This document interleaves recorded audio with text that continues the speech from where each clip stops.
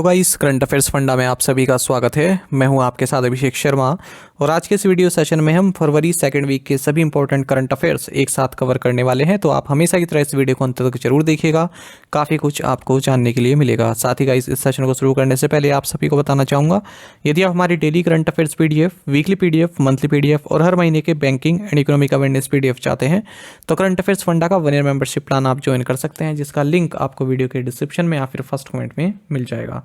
आपको बता दें, इस 1 ईयर मेंबरशिप प्लान के तहत जितना भी हमारा PDF कंटेंट है वो हम आपको PDF फॉर्मेट में प्रोवाइड कराते हैं। साथ ही हमने करंट अफेयर्स फंडा ऐप में एक नया सेक्शन ऐड किया है, quiz section, free of cost है। जितने भी करंट अफेयर्स हम आपको पढ़ाते हैं उन्हें आप क्विज के माध्यम से प्रैक्टिस कर सकते हैं। तो जल्दी से इंस्टॉल कर लीजिए हमारी करंट अफेयर्स फंडा ऐप, जिसका लिंक वीडियो के डिस्क्रिप्शन में और फर्स्ट कमेंट में दिया गया है। चलिए फिर करते हैं शुरुआत इस वीडियो सेशन की। Which of the following has become the first state in the country to pass a law on uniform civil code?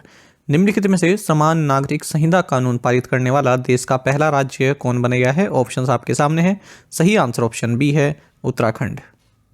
आपको जानना चाहिए कि उत्तराखंड विधानसभा में समान नागरिक संहिता यानी कि UCC विधेयक पारित हो गया है और ध्वनिमत से इस विधेयक को मंजूरी दी गई है। इसी के साथ जो उत्तराखंड है वो आज़ादी के बाद UCC विधेयक को पारित करने वाला पहला राज्य बन गया है। हालांकि ये जो शेड्यूल्ड ट्राइब्स हैं उन पर अप्लाई नहीं होगा। तो कुछ खास बात इस विधेयक की रहेंगी कि जैसे अगर किसी ने पंजीकरण नहीं कराया, अपना विवाह पंजीकरण नहीं कराया, तो सरकारी योजनाओं का लाभ नहीं मिलेगा। और सभी धर्मों की लड़कियों के लिए विवाह की जो न्यूनतम उम्र रहेगी वो 18 और लड़कों के लिए 21 ये निर्धारित कर दी गई है। और शादी के 6 महीने के अंदर अनिवार्य तौर पर विवाह पंजीकरण कराना होगा और पति जिस आधार पर तलाक ले सकता है उसी आधार पर पत्नी भी तलाक मांग सकती है। और पति या पत्नी के रहते दूसरी शादी यानी कि बहुविवाह जिसे कहते हैं, ठीक है, उस पर भी रोक लगाई गई है। और उत्तराधिकार में लड़के व लड़कियों को बराबर अधिकार इसमें दिया गया है। अच्छा, जो लिव इन में रह रहे हैं उनको भी रजिस्ट्रेशन कराना अनिवार्य होगा और विवाहित पुरुष या फिर महिला वो लिव इन में नहीं रह पाएंगे। आपको बता दें, जो गोवा है ना, ये भी UCC के द्वारा ही गवर्न किया जाता है, पोर्चुगीज सिविल कोड, ठीक है, यानी कि यूनिफॉर्म सिविल कोड यहाँ पर है, पर असेंबली ने कभी इसे पास नहीं किया है, ये आपको जानना चाहिए। हालांकि ये जो कोड है रिटेन रखा गया 1961 के बाद, जब इसे लिबरेट कराया गया था। अच्छा, ये जो ड्राफ्ट तैयार किया था ना इस UCC का उत्तराखंड में, तो ये एक पैनल बनाया गया था। जस्टिस रिटायर्ड रंजना प्रकाश देसाई ने इसकी अध्यक्षता की थी। तो इन्होंने एक ड्राफ्ट डॉक्यूमेंट कुछ दिन पहले ही उत्तराखंड के चीफ मिनिस्टर पुष्कर सिंह धामी को सौंपा था। बाकी आपको जानना चाहिए आर्टिकल 44 ऑफ कॉन्स्टिट्यूशन, ये यूनिफॉर्म सिविल कोड से संबंधित है। The prime minister Narendra Modi inaugurated India Energy Week 2024 in which state? प्रधानमंत्री नरेंद्र मोदी ने किस राज्य में भारत ऊर्जा सप्ताह 2024 का उद्घाटन किया? सही आंसर ऑप्शन ए, गोवा है। आपको जानना चाहिए कि प्राइम मिनिस्टर नरेंद्र मोदी ने इंडिया एनर्जी वीक 2024 को इनोग्रेट किया है गोवा में और इसे ऑर्गेनाइज किया गया federation of Indian petroleum industry, ministry of petroleum and natural gas, government of India द्वारा। साथ ही आपको जानना चाहिए प्राइम मिनिस्टर नरेंद्र मोदी ने गोवा में इंटीग्रेटेड सी सर्वाइवल ट्रेनिंग सेंटर भी लॉन्च किया है ONGC इंस्टीट्यूट में। ये जो ONGC सी सर्वाइवल सेंटर है, ये जो है एक तरह का इंटीग्रेटेड सी सर्वाइवल ट्रेनिंग सेंटर है, जहाँ पर जो इंडियन सी सर्वाइवल ट्रेनिंग इकोसिस्टम है उसको एडवांस किया जाएगा और 10,000 से 15,000 पर्सनल को एनुअली यहाँ पर ट्रेन किया जाएगा। Who has been appointed as the new country director for India by the Asian Development Bank? एशियाई विकास बैंक ADB द्वारा भारत के लिए नए निदेशक के रूप में किसे नियुक्त किया गया है? सही आंसर ऑप्शन ए है, मियो ओका। देखिए, एशियन डेवलपमेंट बैंक ADB ने जापानीज नेशनल मियो ओका, इन्हें भारत के लिए अपना कंट्री डायरेक्टर नियुक्त किया है और ये इस पोजीशन पर तेकियो कोनिशी को सक्सीड कर रही हैं। तेकियो कोनिशी, इन्हें डायरेक्टर जनरल बनाया गया है साउथ एशिया का ADB द्वारा। आपको बता दें, जो ADB है इसमें भारत जो है 4th लार्जेस्ट शेयर होल्डर है, 6.317% भारत के शेयर हैं। जापान और यूनाइटेड स्टेट्स पहली पोजीशन पर हैं, पहली दूसरी पोजीशन पर, ठीक है, 15.571% के साथ। चाइना भारत से ऊपर है 6.429% स्टेक होल्डर के साथ। अच्छा, आप जानते ही हैं कि एशियन डेवलपमेंट बैंक की स्थापना 19 दिसंबर 1966 में हुई थी और यूनाइटेड नेशंस में ऑब्जर्वर का स्टेटस इसे प्राप्त है। करंट प्रेसिडेंट मासात्सुको असाकावा है। Who has been appointed as the new Indian army vice chief, नए भारतीय सेना उप प्रमुख के रूप में किसे नियुक्त किया गया है? सही आंसर ऑप्शन सी रहेगा, उपेंद्र द्विवेदी। देखिए लेफ्टिनेंट जनरल उपेंद्र द्विवेदी ये नए आर्मी वाइस चीफ बनाए गए हैं और इस पोजीशन पर ये lieutenant general MV Suchendra Kumar को रिप्लेस कर रहे हैं, जिन्हें उधमपुर स्थित नदर्न आर्मी कमांड का चीफ बनाया गया है। बाकी आप जानते ही हैं कि chief of defence staff general Anil Chauhan है, chief air staff air chief marshal Vivek Ram Chaudhari हैं, chief army staff general Manoj Pande हैं और chief naval staff admiral R Hari Kumar हैं। Ahmed Awad bin Mubarak is the new prime minister of which country? Ahmed Awad bin Mubarak किस देश के नए प्रधानमंत्री हैं? सही आंसर ऑप्शन बी, यमन। देखिए अहमद अवध बिन मुबारक ये यमन के नए प्राइम मिनिस्टर नियुक्त हुए हैं और इस पोजीशन पर ये मईन अब्दुल मलिक सईद को सक्सीड कर रहे हैं। यमन के बारे में आपको जानना चाहिए, कैपिटल साना है और करेंसी है Yemeni rial. Who inaugurated the Ullas Mela at the national Bal Bhavan in new Delhi? नई दिल्ली में राष्ट्रीय बाल भवन में उल्लास मेला का उद्घाटन किसने किया? सही आंसर ऑप्शन डी है, धर्मेंद्र प्रधान। आपको जानना चाहिए कि union minister of education and skill development and entrepreneurship Dharmendra Pradhan ने उल्लास मेला इनोग्रेट किया है नेशनल बाल भवन न्यू दिल्ली में। देखिए भारत का टारगेट है कि 100% लिटरेसी अचीव करना 2030 तक। इसी के लिए गवर्नमेंट ऑफ इंडिया एक सेंट्रली स्पॉन्सर्ड इनोवेटिव स्कीम चला रही है जिसका नाम है नव भारत साक्षरता कार्यक्रम या फिर न्यू इंडिया लिटरेसी प्रोग्राम। तो ये 2022 से 2027 तक चलाया जा रहा है। इस स्कीम को ही कहा गया है उल्लास, यानी कि understanding of life long learning for all in society. Motto है इस कार्यक्रम का जन जन साक्षर। तो ये स्कीम है, ये जो भी 15 साल या उससे ज़्यादा के जो व्यक्ति हैं जो नॉन लिटरेट है उनके लिए चलाई गई है। प्रधान ने साथ ही न्यू दिल्ली में HCIL विद्यांजलि स्कॉलरशिप प्रोग्राम को भी लॉन्च किया है। Which country in February announced visa-free travel for Indians for a maximum stay of 15 days? फरवरी में किस देश ने भारतीयों के लिए अधिकतम 15 दिनों के प्रवास के लिए वीजा मुक्त यात्रा की घोषणा की? सही आंसर ऑप्शन ए, ईरान है। आपको जानना चाहिए ईरान ने अनाउंस किया है कि जो इंडियंस हैं और भी अदर नेशंस के जो सिटीजन्स हैं वो वीज़ा फ्री ट्रैवल कर सकते हैं और मैक्सिमम 15 दिन तक रुक सकते हैं बिना वीज़ा के। और इसी तरह का ऐलान भारतीयों के लिए केन्या, मलेशिया, श्रीलंका, थाईलैंड और वियतनाम पहले कर चुके हैं। तो यहाँ पर 15 डेज की कंडीशन लगाई गई है और 6 महीने में एक बार आ सकते हैं 15 डेज मैक्सिमम। बाकी आपको जानना चाहिए सुपर 30 फाउंडर आनंद कुमार, इन्हें गोल्डन वीज़ा दिया गया है यूनाइटेड अरब अमीरात की गवर्नमेंट के द्वारा। In which city was the inaugural edition of the Great Indian Board Reboot Roadshow 2024 hosted? The Great Indian Board Reboot Roadshow 2024 किस शहर में आयोजित किया गया? सही आंसर ऑप्शन ए है, मुंबई। देखिए Indian institute of corporate affairs जो कि एक थिंक टैंक है ministry of corporate affairs government of India के तहत, इन्होंने पहला the great Indian board reboot road show 2024 को होस्ट किया है NSE हेडक्वार्टर्स मुंबई में। और ये इन्होंने होस्ट किया है national stock exchange NSE India and Bombay stock exchange BSE के साथ मिलकर। What product was recently launched by union minister Piyush Goyal under the Bharat brand? हाल ही में केंद्रीय मंत्री पीयूष गोयल ने भारत ब्रांड के तहत कौन सा उत्पाद लॉन्च किया? सही आंसर ऑप्शन ए है, राइस। देखिए union minister for consumer affairs, food and public distribution, textiles and commerce and industry Piyush Goyal, इन्होंने भारत ब्रांड के तहत राइस की सेल लॉन्च की है, चावलों की बिक्री की शुरुआत की है। जो भारत राइस है ये जितने भी फिजिकल एंड मोबाइल आउटलेट्स हैं केंद्रीय भंडार के, साथ ही नेफेड यानी कि national agriculture cooperative marketing federation of India और national cooperative consumer federation of India, इनके जो भी आउटलेट्स हैं यहाँ पर उपलब्ध कराए जाएंगे और कुछ दिनों में ई-कॉमर्स प्लेटफॉर्म पर भी अवेलेबल रहेगा भारत राइस। और 5 kg एंड 10 kg बैग्स में उपलब्ध रहेगा और जो इसकी मैक्सिमम रिटेल प्राइस रहेगा वो 29 रुपीज़ पर kg रहेगा। On what date were the provisions of the Anusandhan research foundation ANRF act brought in to force? Anusandhan research foundation अधिनियम के प्रावधान किस दिनांक को लागू किए गए? सही आंसर ऑप्शन ए है, February 5, 2024। देखिए जो अनुसंधान रिसर्च फाउंडेशन ANRF एक्ट है, इसके जो प्रोविजंस हैं वो 5 फरवरी 2024 से लागू कर दिए गए हैं देश में रिसर्च एंड इनोवेशन को बूस्ट करने के लिए। टोटल कॉर्पस जो इसका रहेगा वो 50,000 करोड़ रुपए का रहने वाला है, जिसमें कि 36,000 करोड़ रुपए प्राइवेट सेक्टर से आएंगे। तो भारत में जो यूनिवर्सिटीज़ हैं, कॉलेज हैं, रिसर्च इंस्टीट्यूशंस हैं, रिसर्च एंड डेवलपमेंट लेबोरेटरीज़ हैं, वहाँ पर इनोवेशन को बढ़ावा देने के लिए ये बनाया गया है अनुसंधान रिसर्च फाउंडेशन एक्ट। गवर्नमेंट ने प्रोफेसर अभय करांदीकर, जो कि सेक्रेटरी है department of science and technology में, इन्हें इंटरिम चीफ एग्जीक्यूटिव ऑफिसर नियुक्त किया है अनुसंधान रिसर्च फाउंडेशन का। Where was the BIMSTEC aquatics championship 2024 inaugurated? BIMSTEC aquatics championship 2024 का उद्घाटन कहाँ किया गया? सही आंसर ऑप्शन ए दिल्ली है। देखिए, union minister for youth affairs and sports Anurag Singh Thakur, इन्होंने बिम्स्टेक एक्वाटिक्स चैंपियनशिप 2024 का उद्घाटन किया है दिल्ली के doctor Shyama Prasad Mukherjee swimming pool complex में। पहली बार इस तरह की चैंपियनशिप आयोजित की जा रही है। बिम्स्टेक के बारे में आप जानते हैं, इस्टेब्लिशमेंट 6 जून 1997 को हुआ था। बिम्स्टेक मतलब the Bay of Bengal Initiative for Multi Sectoral Technical and Economic cooperation.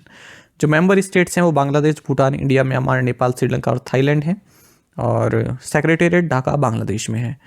बाकी आप जानते हैं कि हाल ही में बिम्स्टेक के सेक्रेटरी जनरल बने हैं भारत के इंदिरामणि Pandey. The Competition Commission of India (CCI) has approved acquisition of what percent stake by Zurich Insurance Company Limited in Kotak Mahindra General Insurance Company Limited? भारतीय प्रतिस्पर्धा आयोग ने Kotak Mahindra general insurance company limited में Zurich insurance company limited द्वारा कितनी प्रतिशत हिस्सेदारी के अधिग्रहण को मंजूरी दी है? सही आंसर ऑप्शन सी है 70%। देखिए, कंपटीशन कमीशन ऑफ इंडिया ने जो ज्यूरिक इंश्योरेंस कंपनी लिमिटेड का जो प्रपोजल है 70% स्टेक एक्वायर करने का Kotak Mahindra general insurance company limited में, उसे मंजूरी दे दी है। तो पहले 51% स्टेक एक्वायर करेगा Zurich insurance company Kotak Mahindra bank में, और इसके एडिशनल फिर 19% एक्वायर करेगा over a period of time. Which agency collaborated with the embassy of the Kingdom of the Netherlands to release the report on LNG as a transportation fuel? परिवहन ईंधन के रूप में LNG पर रिपोर्ट जारी करने के लिए किस एजेंसी ने नीदरलैंड के दूतावास के साथ सहयोग किया? सही आंसर ऑप्शन बी है नीति आयोग। देखिए, नीति आयोग और embassy of the Kingdom of the Netherlands, इन्होंने मिलकर एक रिपोर्ट रिलीज की है जिसका टाइटल है LNG as a transportation fuel in medium and heavy commercial vehicle. Niti Aayog and Embassy of the Kingdom of the Netherlands have been actively collaborating in the field of energy transition under the Statement of Intent Partnership since 2020. The report was released as the first outcome of the cooperation. The report highlights strategies which will help in achieving 15% gas share in primary energy supply and also the goal of net zero by 2070. Which of the following artists won the Grammy Award for Record of the Year? निम्नलिखित में से किस कलाकार ने record of the year के लिए Grammy पुरस्कार जीता? सही आंसर ऑप्शन डी है माइली साइरस। देखिए, 66th एनुअल ग्रैमी अवार्ड्स हाल ही में जो है अनाउंस हुए हैं, और द रिकॉर्डिंग एकेडमी द्वारा चूज़ किए जाते हैं विनर्स।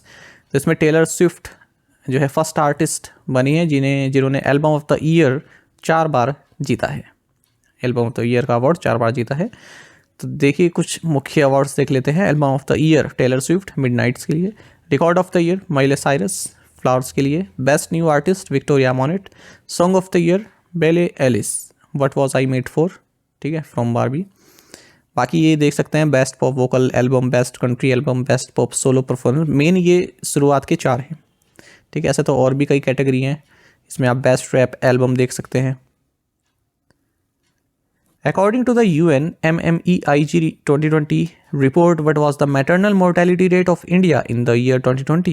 UN MMEIG 2020 रिपोर्ट के अनुसार वर्ष 2020 में भारत की मातृ मृत्यु दर क्या थी? सही आंसर ऑप्शन डी है 103। देखिए, maternal mortality estimation inter agency group MMEIG, इन्होंने ग्लोबल एस्टिमेट्स प्रोवाइड कराए हैं मैटरनल मोर्टेलिटी रेट के। तो इनकी जो रिपोर्ट है UNMMEIG 2020 रिपोर्ट, इसमें बताया है, रिपोर्ट का नाम है trends in maternal mortality 2000 to 2020। इसमें बताया है कि जो मैटरनल मोर्टेलिटी रेट है इंडिया की, ये डिक्लाइन हुई है। जहाँ साल 2000 में 384 थी, वहीं साल 2020 में 103 हुई है। जबकि जो ग्लोबली जो MMR है वो भी डिक्लाइन हुआ है, 2000 में 339 था, वहीं 2020 में 223 है।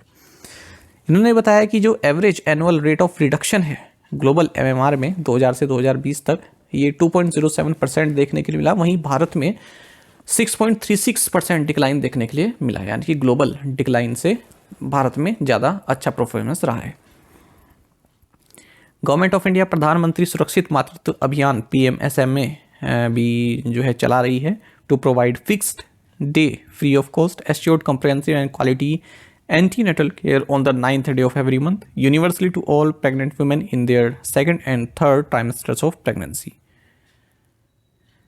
Where is the world's largest single location copper manufacturing plant being built by Kutch Copper Limited? Kutch Copper Limited द्वारा दुनिया का सबसे बड़ा एकल स्थान कॉपर विनिर्माण संयंत्र कहाँ बनाया जा रहा है? सही आंसर ऑप्शन भी है मुंद्रा। देखिए कच्छ कॉपर लिमिटेड जो कि सब्सिडरी है अडानी इंटरप्राइजेस लिमिटेड की, ये वर्ल्ड के largest single location copper manufacturing plant बना रहा है मुंद्रा गुजरात में। और जो फर्स्ट फेज़ है वो मार्च एंड तक शुरू होगा और इसकी जो फुल स्केल कैपेसिटी है वो 1 मिलियन टन्स की है। और कितना इन्वेस्टमेंट किया जाएगा सर? 1.2 बिलियन US डॉलर का इन्वेस्टमेंट इसमें किया जाएगा। तो भारत की जो डिपेंडेंस है कॉपर में, ठीक है, वो कहीं ना कहीं इसमें जो है रिड्यूस हो जाएगी इस प्लांट के चलते। Which institutions have collaborated to establish a pre seed deep tech accelerator fund? Pre seed deep tech accelerator fund स्थापित करने के लिए किस संस्थानों ने सहयोग किया है? सही आंसर ऑप्शन डी है IIM Bengaluru, NSR, CEL and SIDBI। देखिए IIM बेंगलुरु का जो NSR, CEL है और SIDBI, इन्होंने कोलैबोरेट किया है प्री सीड फंड के लिए, खास करके स्टार्टअप्स के लिए जो कि deep tech and emerging business area में कार्य करना चाहते हैं।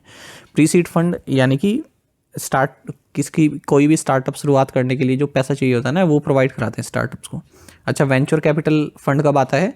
जब आप स्टार्टअप शुरू कर चुके हैं उसके बाद आपको अलग स्केल पर और ऊपर स्केल पर जब अपना बिजनेस ले जाने की जरूरत पड़ती है तब वेंचर कैपिटल फंड की जरूरत होती है।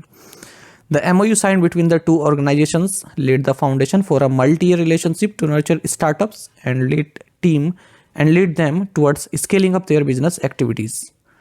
और ये जो IIM बेंगलोर का जो NSRCL है ना, ये ऐसी ही है, यही नाम है, मत सोचना कि मैंने इसकी फुल फॉर्म नहीं लिखी, ये इसी तरह से ही है, मुझे फुल फॉर्म मिली भी नहीं इसकी।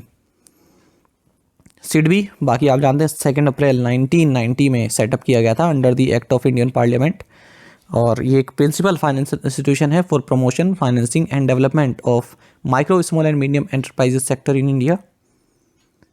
On February 8, 2024, the Reserve Bank of India left the repo rate unchanged for the 6th consecutive time at what percent? 8 फरवरी 2024 को भारतीय रिजर्व बैंक ने लगातार छठी बार रेपो रेट को कितने प्रतिशत पर अपरिवर्तित रखा? ऑप्शंस आपके सामने हैं, ये ना, हाँ, और सही आंसर ऑप्शन ए है 6.5%। ये 7 फरवरी होगा, है ना, 7 फरवरी को किया था इन्होंने। देखिए 7 फरवरी 2024 को रिजर्व बैंक ऑफ इंडिया ने अपनी मॉनेटरी पॉलिसी की अनाउंसमेंट की और इन्होंने जो रेपो रेट है उसको अनटच रखा है लगातार छठी बार, तो 6.5% ही बना हुआ है। और इन्होंने इसी के साथ जो स्टैंडिंग डिपॉजिट फैसिलिटी रेट है वो भी अनचेंज रहा 6.25% पर, जो मार्जिनल स्टैंडिंग फैसिलिटी रेट है और जो बैंक रेट है वो भी 6.75% पर बना रहा है। तो 6 मेंबर जो मॉनेटरी पॉलिसी कमेटी है, इन्होंने ये भी डिसाइड किया है कि हम फोकस हमारा यही रहेगा कि जो अकोमोडेशन है उससे विड्रॉल रखना। देखिए अकोमोडेटिव पॉलिसी क्या होती है RBI की, यानी कि हम मार्केट में पैसा नहीं ला रहे हैं, ठीक है, हम मार्केट में पैसा नहीं लाना चाहते। अकोमोडेटिव पॉलिसी होती है मार्केट में पैसा इंड्यूस करना, ठीक है, ताकि एक्टिविटी बढ़े, पर उससे ये रहता है कि इन्फ्लेशन बढ़ने की संभावना रहती है। तो विड्रॉल ऑफ अकोमोडेशन यानी कि हम विड्रॉ कर रहे हैं पैसा मार्केट में लाने से, ठीक है, यानी कि हम बढ़ावा नहीं दे रहे हैं मार्केट में पैसा इंड्यूस करने के लिए।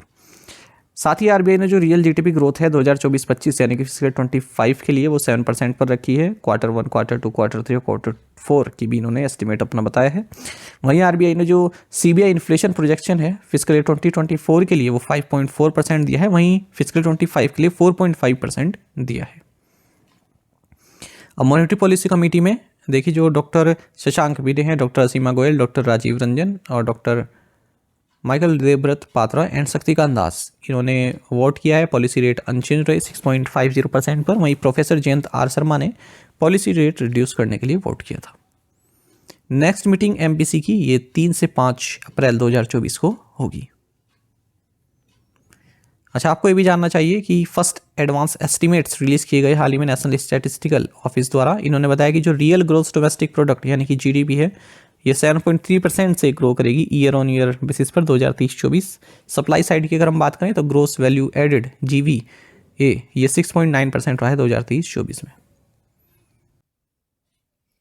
What is the theme of World Pulses Day on 10th February 2024? 10 फरवरी 2024 को मनाए जाने वाले विश्व दलहन दिवस का विषय या थीम क्या है? ऑप्शंस आपके सामने हैं। सही आंसर ऑप्शन डी है pulses, nourishing soils and people. आपको जानना चाहिए कि हर साल 10 फरवरी को वर्ल्ड पल्सेस डे मनाया जाता है। फूड एंड एग्रीकल्चर ऑर्गेनाइजेशन इसका आयोजन करती है और साल 2019 में पहली बार मनाया गया था। इस बार 2024 में वर्ल्ड पल्सेस डे का थीम है pulses, nourishing soils and people. अच्छा, आप सभी जानते हैं जो लेग्यूमिनस प्लांट्स होते हैं उनकी जो एडिबल सीड्स होते हैं उन्हें पल्सेस बोलते हैं। कई बार एग्जाम में पूछ लेते हैं, 4 ऑप्शन देते हैं कि इसमें से कौन सी एक लेग्यूमिनस क्रॉप है, तो सही आंसर होता है पल्स। अच्छा, आपको ये भी जानना चाहिए कि 10 फरवरी को ही international day of the Arabian leopard ये भी मनाया जाता है। एक यूनाइटेड नेशंस डे है ये भी एक। Where was the 7th edition of the Indian Ocean conference held? हिंद महासागर सम्मेलन का 7वां संस्करण कहाँ आयोजित किया गया? ऑप्शंस आपके सामने हैं और सही आंसर ऑप्शन भी रहेगा पर्थ, ऑस्ट्रेलिया। आपको जानना चाहिए कि पर्थ, ऑस्ट्रेलिया में इंडियन ओशन कॉन्फ्रेंस का 7th एडिशन हाल ही में आयोजित किया गया है। इसे आयोजित किया है department of foreign affairs and trade government of Australia, S Rajaratnam school of international studies Singapore and Perth US Asia centre के द्वारा।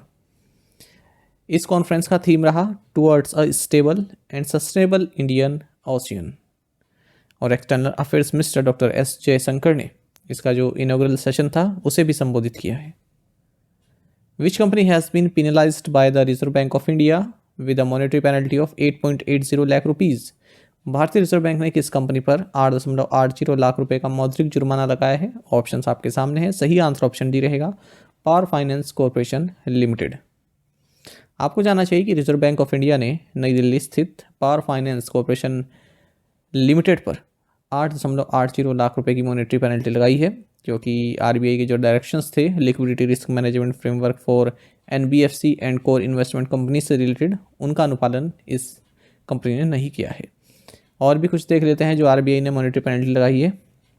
तो एक Navnirman cooperative bank limited Ahmedabad Gujarat पर 1 लाख की मॉनेटरी पेनल्टी लगाई और Bombay mercantile cooperative bank limited पर 63.30 लाख रुपए की मॉनेटरी पेनल्टी लगाई है। Zoroastrian cooperative bank limited Mumbai पर 43.30 लाख रुपए की मॉनेटरी पेनल्टी लगाई है और 6 लाख रुपए की मॉनेटरी पेनल्टी लगाई है Nakodar Hindu urban cooperative bank limited Punjab पर।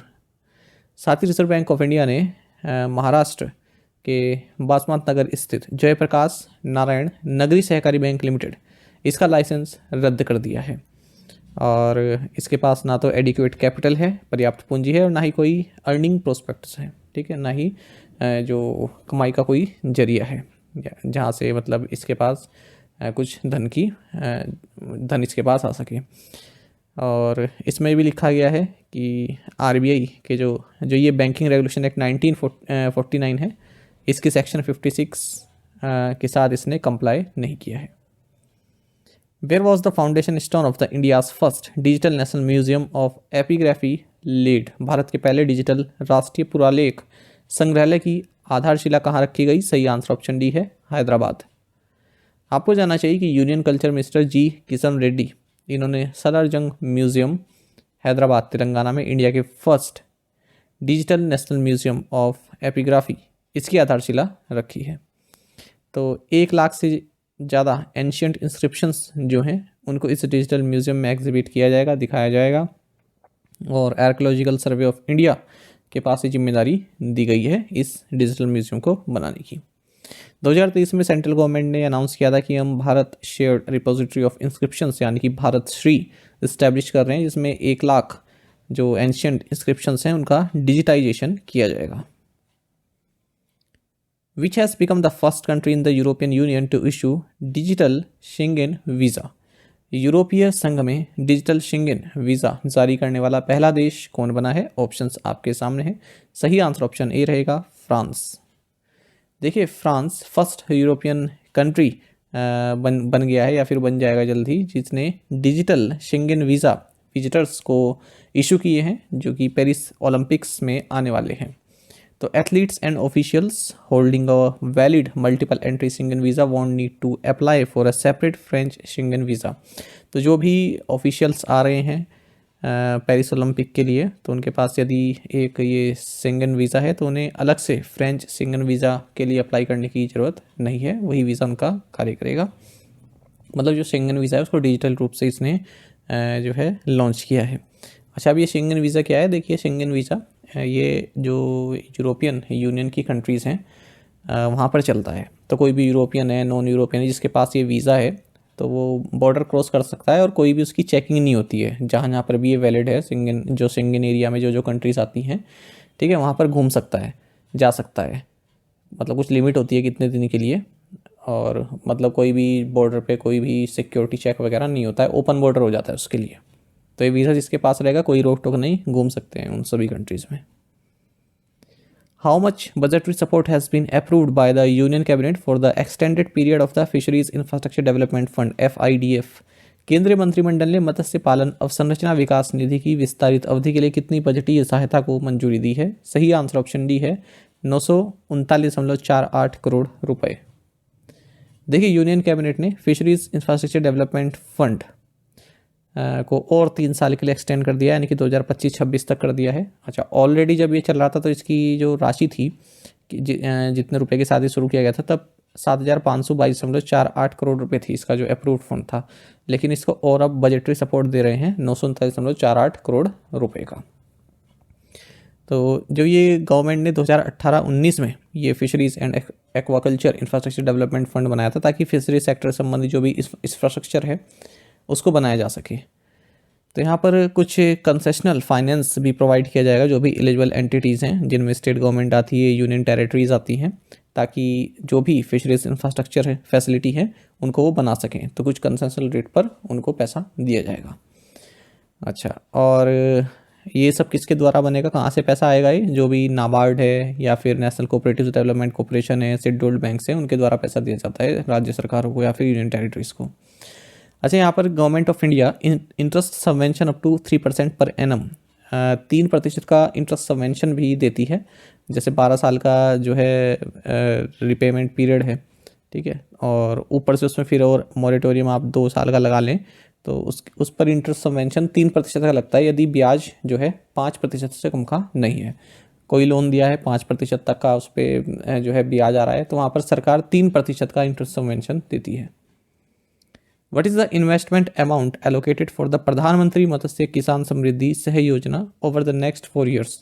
अगले 4 वर्षों में प्रधानमंत्री मत्स्य किसान समृद्धि सह योजना के लिए आवंटित निवेश राशि कितनी है? सही आंसर ऑप्शन सी है 6,000 crore rupees.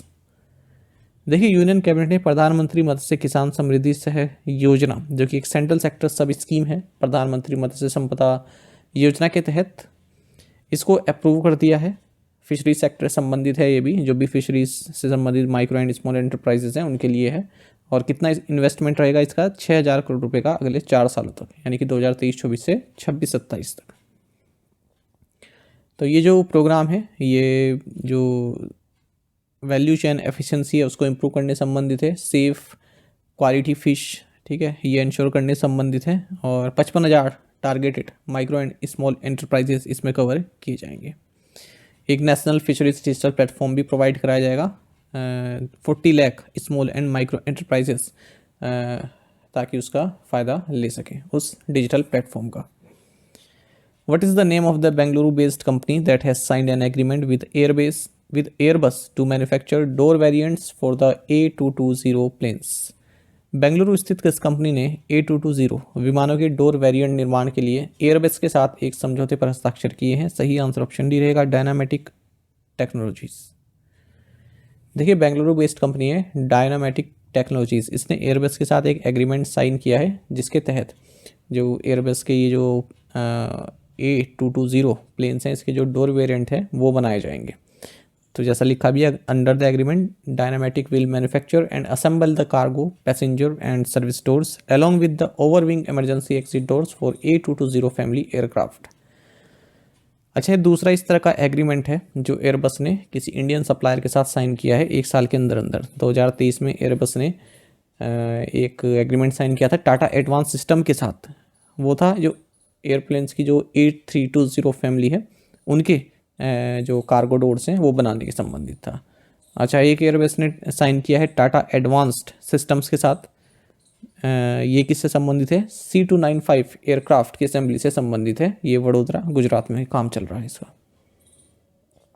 Which company unveiled the Pure for Sure initiative at the India Energy Week 2024 in Goa? Goa में इंडिया एनर्जी वीक 2024 में किस कंपनी ने प्योर फॉर श्योर पहल लॉन्च की? सही आंसर ऑप्शन सी रहेगा, भारत पेट्रोलियम कॉर्पोरेशन। देखिए, भारत पेट्रोलियम कॉर्पोरेशन लिमिटेड इसने pure for sure initiative launch किया है इंडिया एनर्जी वीक 2024 जो कि गोवा में चल रहा है वहाँ पर। और एलपीजी सिलेंडर डिलीवरी सिस्टम से संबंधित है, उसकी ट्रांसफॉर्मिंग से संबंधित है, उसे और मजबूत बनाने से संबंधित है। जो भी इनएफिशिएंसीज हैं लास्ट माइल डिलीवरी में, यानी कि घरों तक जो सिलेंडर पहुंचाया जाता है उससे संबंधित, और कस्टमर सेटिस्फेक्शन से संबंधित, तो वहाँ पर दूर करने से संबंधित ये इनिशिएटिव लिया गया है। इसमें टेम्पर प्रूफ सील दी जा रही है, उसमें सिलेंडर पर ही क्यूआर कोड भी आपको मिलेगा। मतलब वो जो सील है उसी सील पर क्यूआर कोड भी होगा। उस क्यूआर कोड को स्कैन करके आप सिलेंडर के बारे में पूरी जानकारी प्राप्त कर सकते हैं। सिलेंडर का ग्रोस वेट कितना था फिलिंग के टाइम पर, ठीक है, और भी जो होता है उसमें अलग अलग जानकारी वो आप प्राप्त कर सकते हैं। Which organisations have jointly launch the digi ready certification portal? किन संगठनों ने संयुक्त रूप से डिजी-रेडी सर्टिफिकेशन पोर्टल लॉन्च किया है? सही आंसर ऑप्शन ए रहेगा, QCI एंड ONDC। देखिए, quality council of India QCI and open network for digital commerce ONDC, इन्होंने मिलकर डिजी-रेडी सर्टिफिकेशन पोर्टल लॉन्च किया है। अब इस इनिशिएटिव का मतलब मकसद ये रहेगा, जो QCI है और ONDC है, तो जो भी MSMEs एंटिटीज़ हैं उनसे संबंधित जो भी पेपर वर्क होता है वो डिजिटल रूप में प्रोवाइड करो। चेयरपर्सन कौन है QCI के? जैक्से शाह, और MD एंड ONDC के T कोशी। अच्छा, ONDC national cooperative consumers federation of India and ship rocket, इन्होंने भी हाल ही में जो है एक MOU कह सकते हैं आप साइन किया है गवर्नमेंट का, जो सरकार से रसोई तक इनिशिएटिव है उसके लिए। The collaboration aims to deliver key staples directly to consumers home via the ONDC network. जो भी स्टेपल्स हैं, जो भी खाने योग्य चीज़ें हैं, वो लोगों के घरों तक पहुँचाना वाया ONDC नेटवर्क इसका मकसद रहेगा।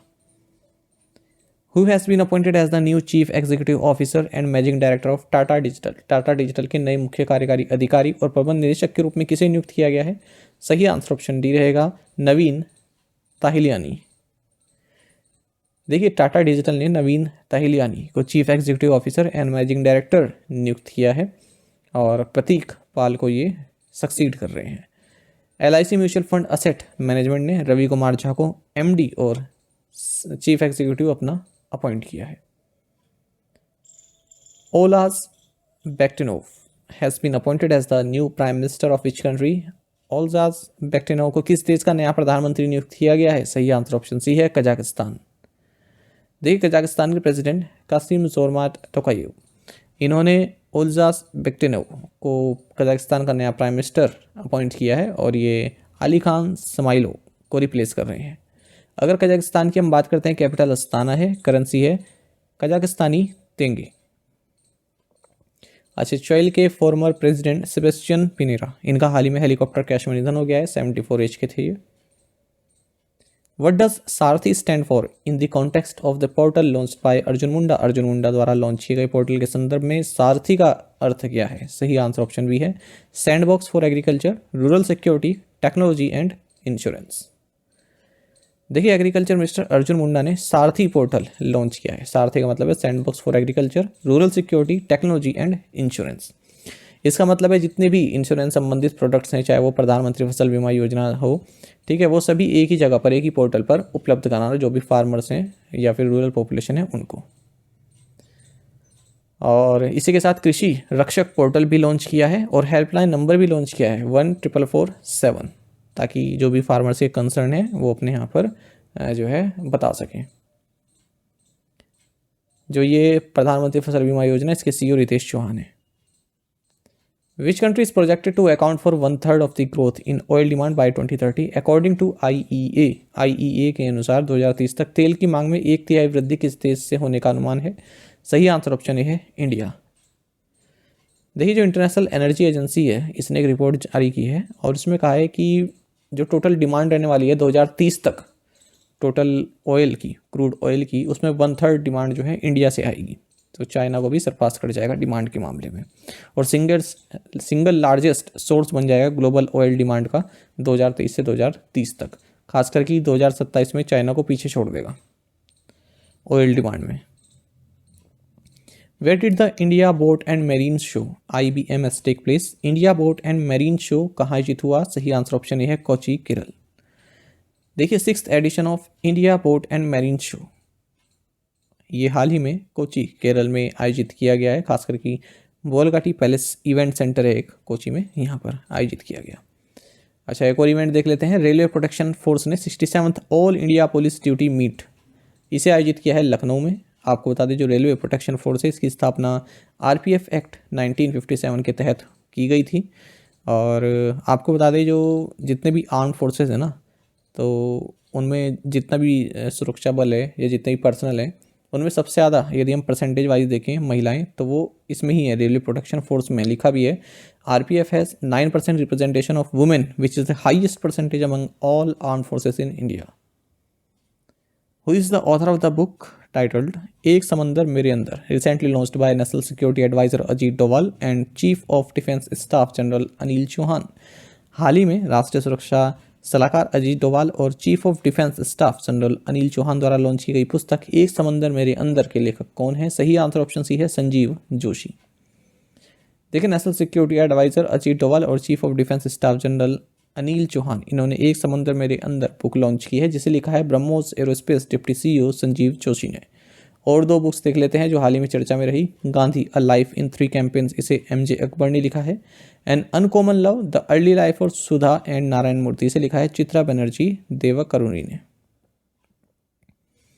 Which institution has partnered with Munitions India Limited to create India's first domestically designed 155 mm smart ammunition? Bharat की पहली घरेलू स्तर पर डिजाइन 155 mm स्मार्ट एम्यूनिशन बनाने के लिए किस संस्था ने म्यूनिशंस इंडिया लिमिटेड के साथ साझेदारी की है? सही आंसर ऑप्शन डी रहेगा Indian institute of technology Madras, IT Madras. देखिए, आईआईटी मद्रास ने म्यूनिशंस इंडिया लिमिटेड के साथ पार्टनरशिप की है जिसके तहत देश की पहली डोमेस्टिकली डिजाइन 155 स्मार्ट एम्यूनिशन को तैयार किया जाएगा। The primary objective is to achieve a circular error probable of 10 meters, a significant improvement from the current 500 meters, thereby enhancing precision in defense operations। अब देखो, जो ये मैं इंग्लिश में पढ़ के छोड़ देता हूँ ना, ये केवल आपकी क्वेश्चन को एक बनाने के लिए, इसका थोड़ा एक्सप्लेनेशन अब ऐसा आधा अधूरा भी अच्छा ही लगता ना, इसलिए देता हूँ मैं। ठीक है, अब ये जो दूसरा पैराग्राफ है इसका कोई ऐसा आपके तैयारी में कोई सिग्निफिकेंस नहीं है, केवल जो था वो मैंने आपको बता दिया। ठीक है, तो ये अपने आप ही आप समझ जाया करो कि क्या मतलब है इसका। What is the name of the women robot astronaut set to fly into space ahead of ISRO's Gaganyaan mission? ISRO के गगनयान मिशन से पहले अंतरिक्ष में उड़ान भरने वाली महिला रोबोट अंतरिक्ष यात्री का नाम क्या है? सही आंसर ऑप्शन डी है व्योम मित्र। देखिए, वुमेन रोबोट एस्ट्रोनॉट व्योम मित्र, ये स्पेस में इसको भेजा जाएगा इसरो का जो गगनयान मिशन है उससे पहले। ठीक है, गगनयान आप सभी जानते हैं इंडिया का first human manned space flight रहेगी जिसमें इंडियन एस्ट्रोनॉट को स्पेस में भेजा जाएगा। अच्छा, जो ये व्योम मित्र है इसमें कोई मेंबर नहीं रहेगा, तो व्योम मित्र मिशन में, और ये इस साल के 3rd क्वार्टर में भेजा जाना है, जबकि जो गगनयान मिशन है वो अगले साल भेजा जाएगा 2025 में। व्योम मित्र की अगर हम बात करें तो 2 संस्कृत वर्ड से बना, एक तो है व्योम जिसका मतलब है स्पेस, और मित्र जिसका मतलब है फ्रेंड। अच्छा, जो ये फीमेल रोबोट एस्ट्रोनॉट है इसमें कैपेबिलिटीज़ हैं कि ये जो मॉड्यूल पैरामीटर्स है उसको मॉनिटर कर सकता है, अलर्ट्स इशू कर सकता है और लाइफ सपोर्ट ऑपरेशन एग्जीक्यूट कर सकता है।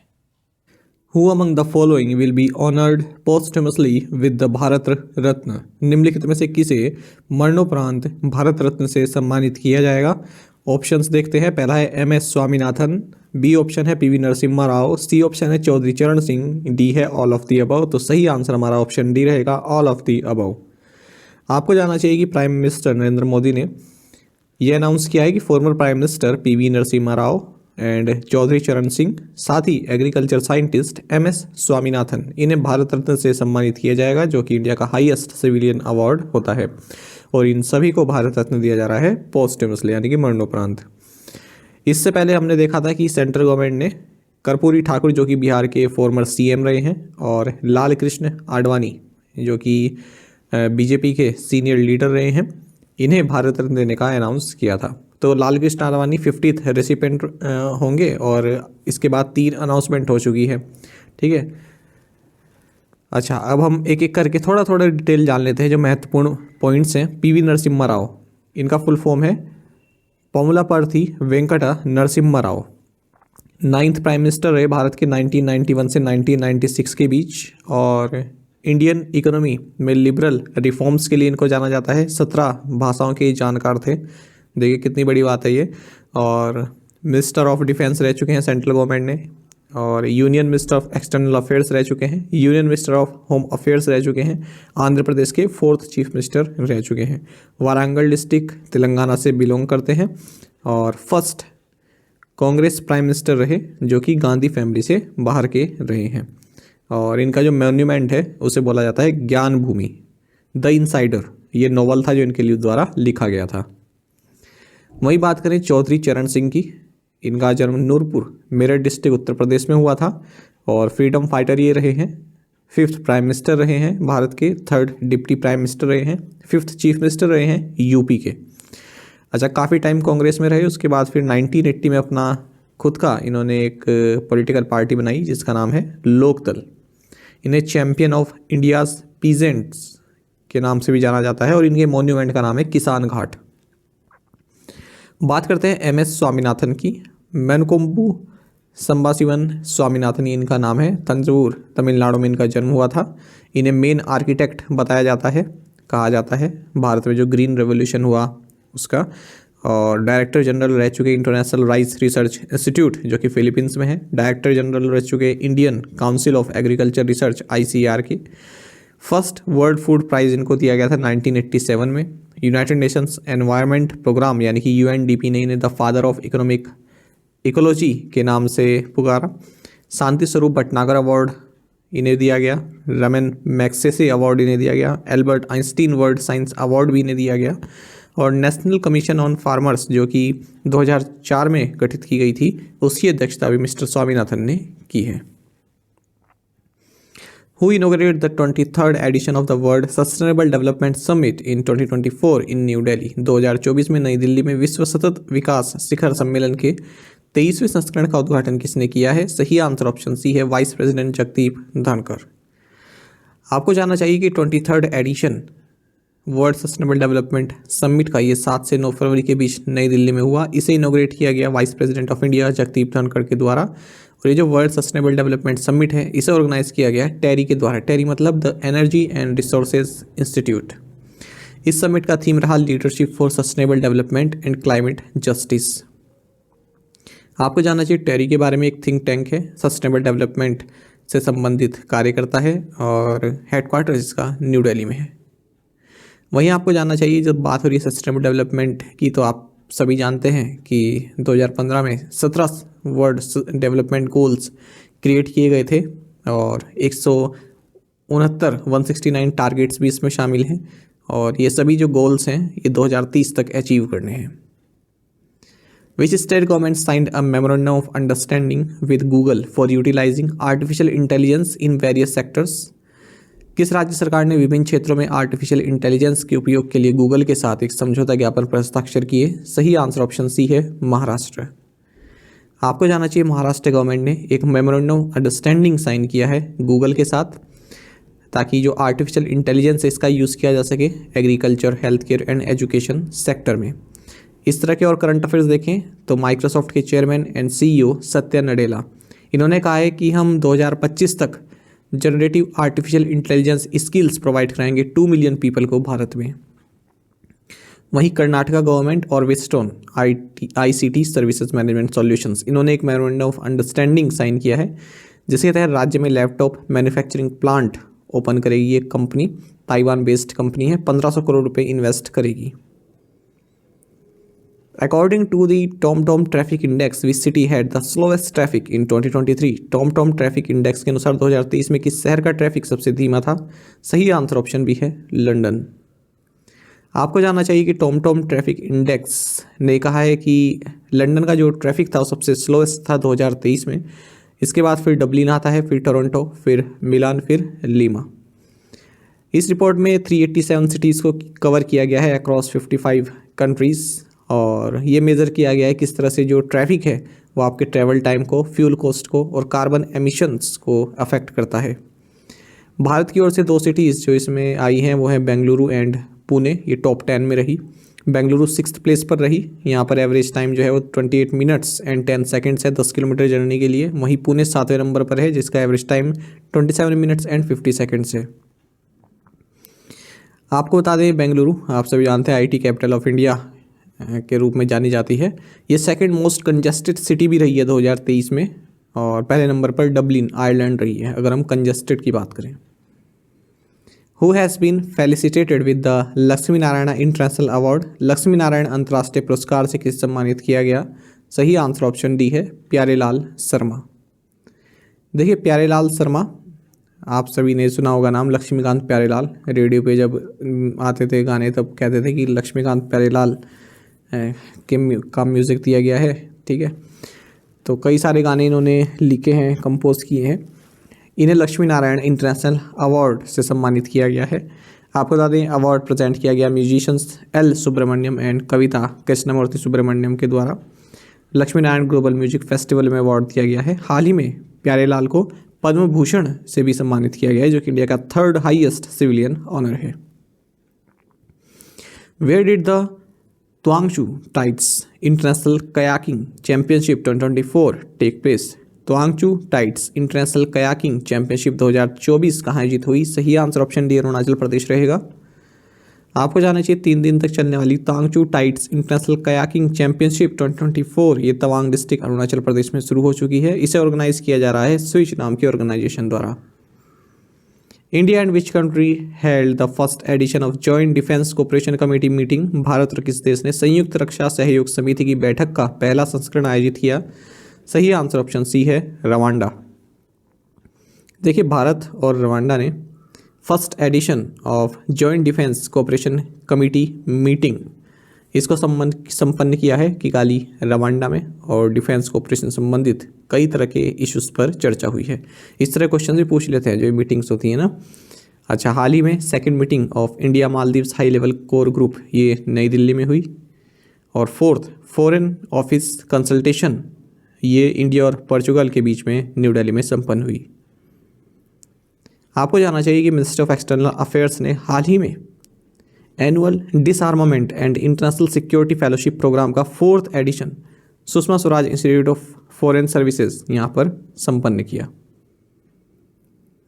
Who won the Tata steel chess tournament in 2024। 2024 में टाटा स्टील शतरंज टूर्नामेंट किसने जीता है? सही आंसर ऑप्शन ए है, वेई यी।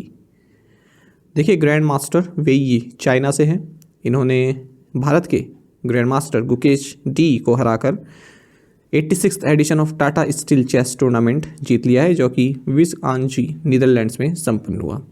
इंडिया के लियोन लुके मैंडोंका इन्होंने 2024 टाटा स्टील चैलेंजर्स टाइटल जीत लिया है। फाइनल में इन्होंने अपने कंपैट्रियोट दिव्या देशमुख को हराया है। What is the name of the portal launched by the Department of Telecommunications for 5G related information? 5G से संबंधित जानकारी के लिए दूरसंचार विभाग द्वारा लॉन्च किए गए पोर्टल का नाम क्या है? सही आंसर ऑप्शन है भारत 5G पोर्टल। आपको जानना चाहिए डॉक्टर नीरज मित्तल जो कि चेयरमैन हैं digital communications commission and secretary हैं department of telecommunication ministry of communications में। इन्होंने Bharat 5G portal and integrated portal launch किया है Bharat telecom 2024 and exclusive international business expo के दौरान नई दिल्ली में। साथ ही सेक्रेटरी ने future tech experts registration portal भी लॉन्च किया है पानित USA के साथ मिलकर। भारत 5G पोर्टल ये एक इंटीग्रेटेड पोर्टल है और it is a comprehensive platform serving the interest of startups industry and academia in quantum 6G IPR and 5G domains. Which startup has delivered India's first mineral exploration drones Octaquad coaxial X8 drones to NMDC Limited? किस startup ने NMDC limited को भारत का पहला खनिज अन्वेषण drone ऑक्टाक्वाड coaxial X8 drone वितरित किया है? सही आंसर ऑप्शन बी है, मारुत ड्रोन्स।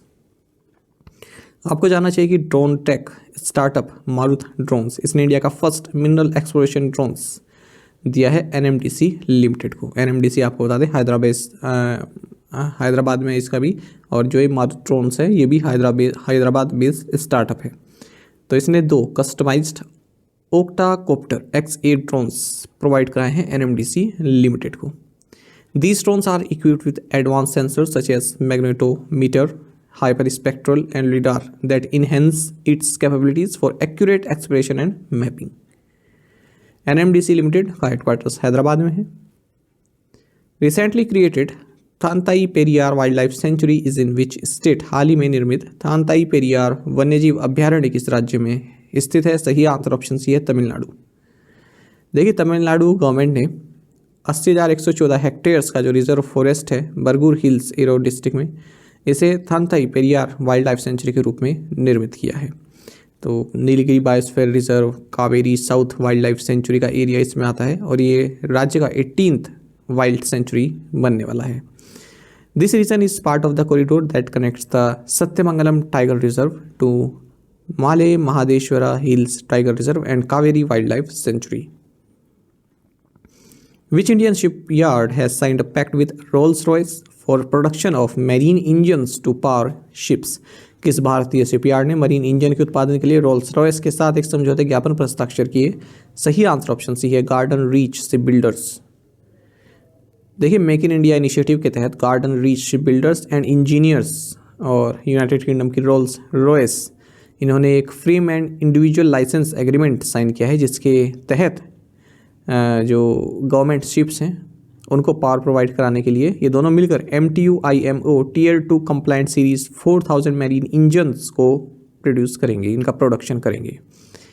GRSC की अगर हम बात करें, garden Reach Ship Builders and engineers की बात करें, तो ये कोलकाता में स्थित है। कभी कभी हेडक्वार्टर्स भी पूछ लेते हैं इनके, तो कोलकाता में स्थित है ये।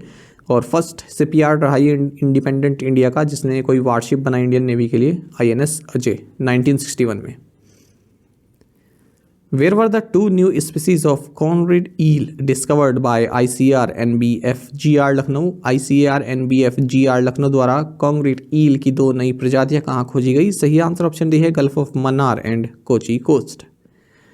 देखिए 2 नई स्पीसीज ऑफ conrid eel जो कि जीनस एरियोसोमा से संबंधित हैं, ये डिस्कवर की गई हैं ICAR national bureau of fish genetic resources Lucknow के द्वारा, जो गल्फ ऑफ मन्नार तमिलनाडु से कलेक्ट की गई है। इसका नाम रखा गया है एरियोसोमा कन्नानी, और जो स्पीसीज कोची कोस्ट केरल से प्राप्त की गई है इसका नाम है Ariosoma gracile. The holotype specimens of both new species are registered at the national fish museum cum repository of the ICAR NBF GR। What are the names of the 2 cutting-edge digital modules launched by Union Minister Sarbananda Sonowal? केंद्रीय मंत्री सर्बानंद सोनोवाल द्वारा launch किए गए 2 अत्याधुनिक digital module के नाम क्या है? सही आंसर ऑप्शन डी है maritime single window and mercantile maritime department. देखिए union minister for ports shipping and waterways Sarbananda Sonowal, इन्होंने 2 cutting edge digital modules launch किए हैं जिनका नाम है मैरीटाइम सिंगल विंडो और दूसरा है मर्केंटाइल मैरीटाइम डिपार्टमेंट, और दोनों ही मॉड्यूल सागर सेतु प्लेटफॉर्म पर लॉन्च किए गए हैं। जो MSW मॉड्यूल है ये वेसल्स के लिए जो वेटिंग टाइम है उसको रिड्यूस करेगा और जो 40% तक ये इसको कम करेगा, तो टर्न अराउंड टाइम जो है वो फास्ट हो जाएगा वेसल्स के लिए, मतलब जो भी अप्रूवल प्रोसेस है वो सब ऑनलाइन हो जाएगा। MMD मॉड्यूल की बात करें, ये ट्रांसपेरेंसी प्रोवाइड कराएगा vessel departure and maritime operations के लिए, और इसमें भी जो टाइम टेकन है वो 30% तक रिड्यूस हो जाएगा।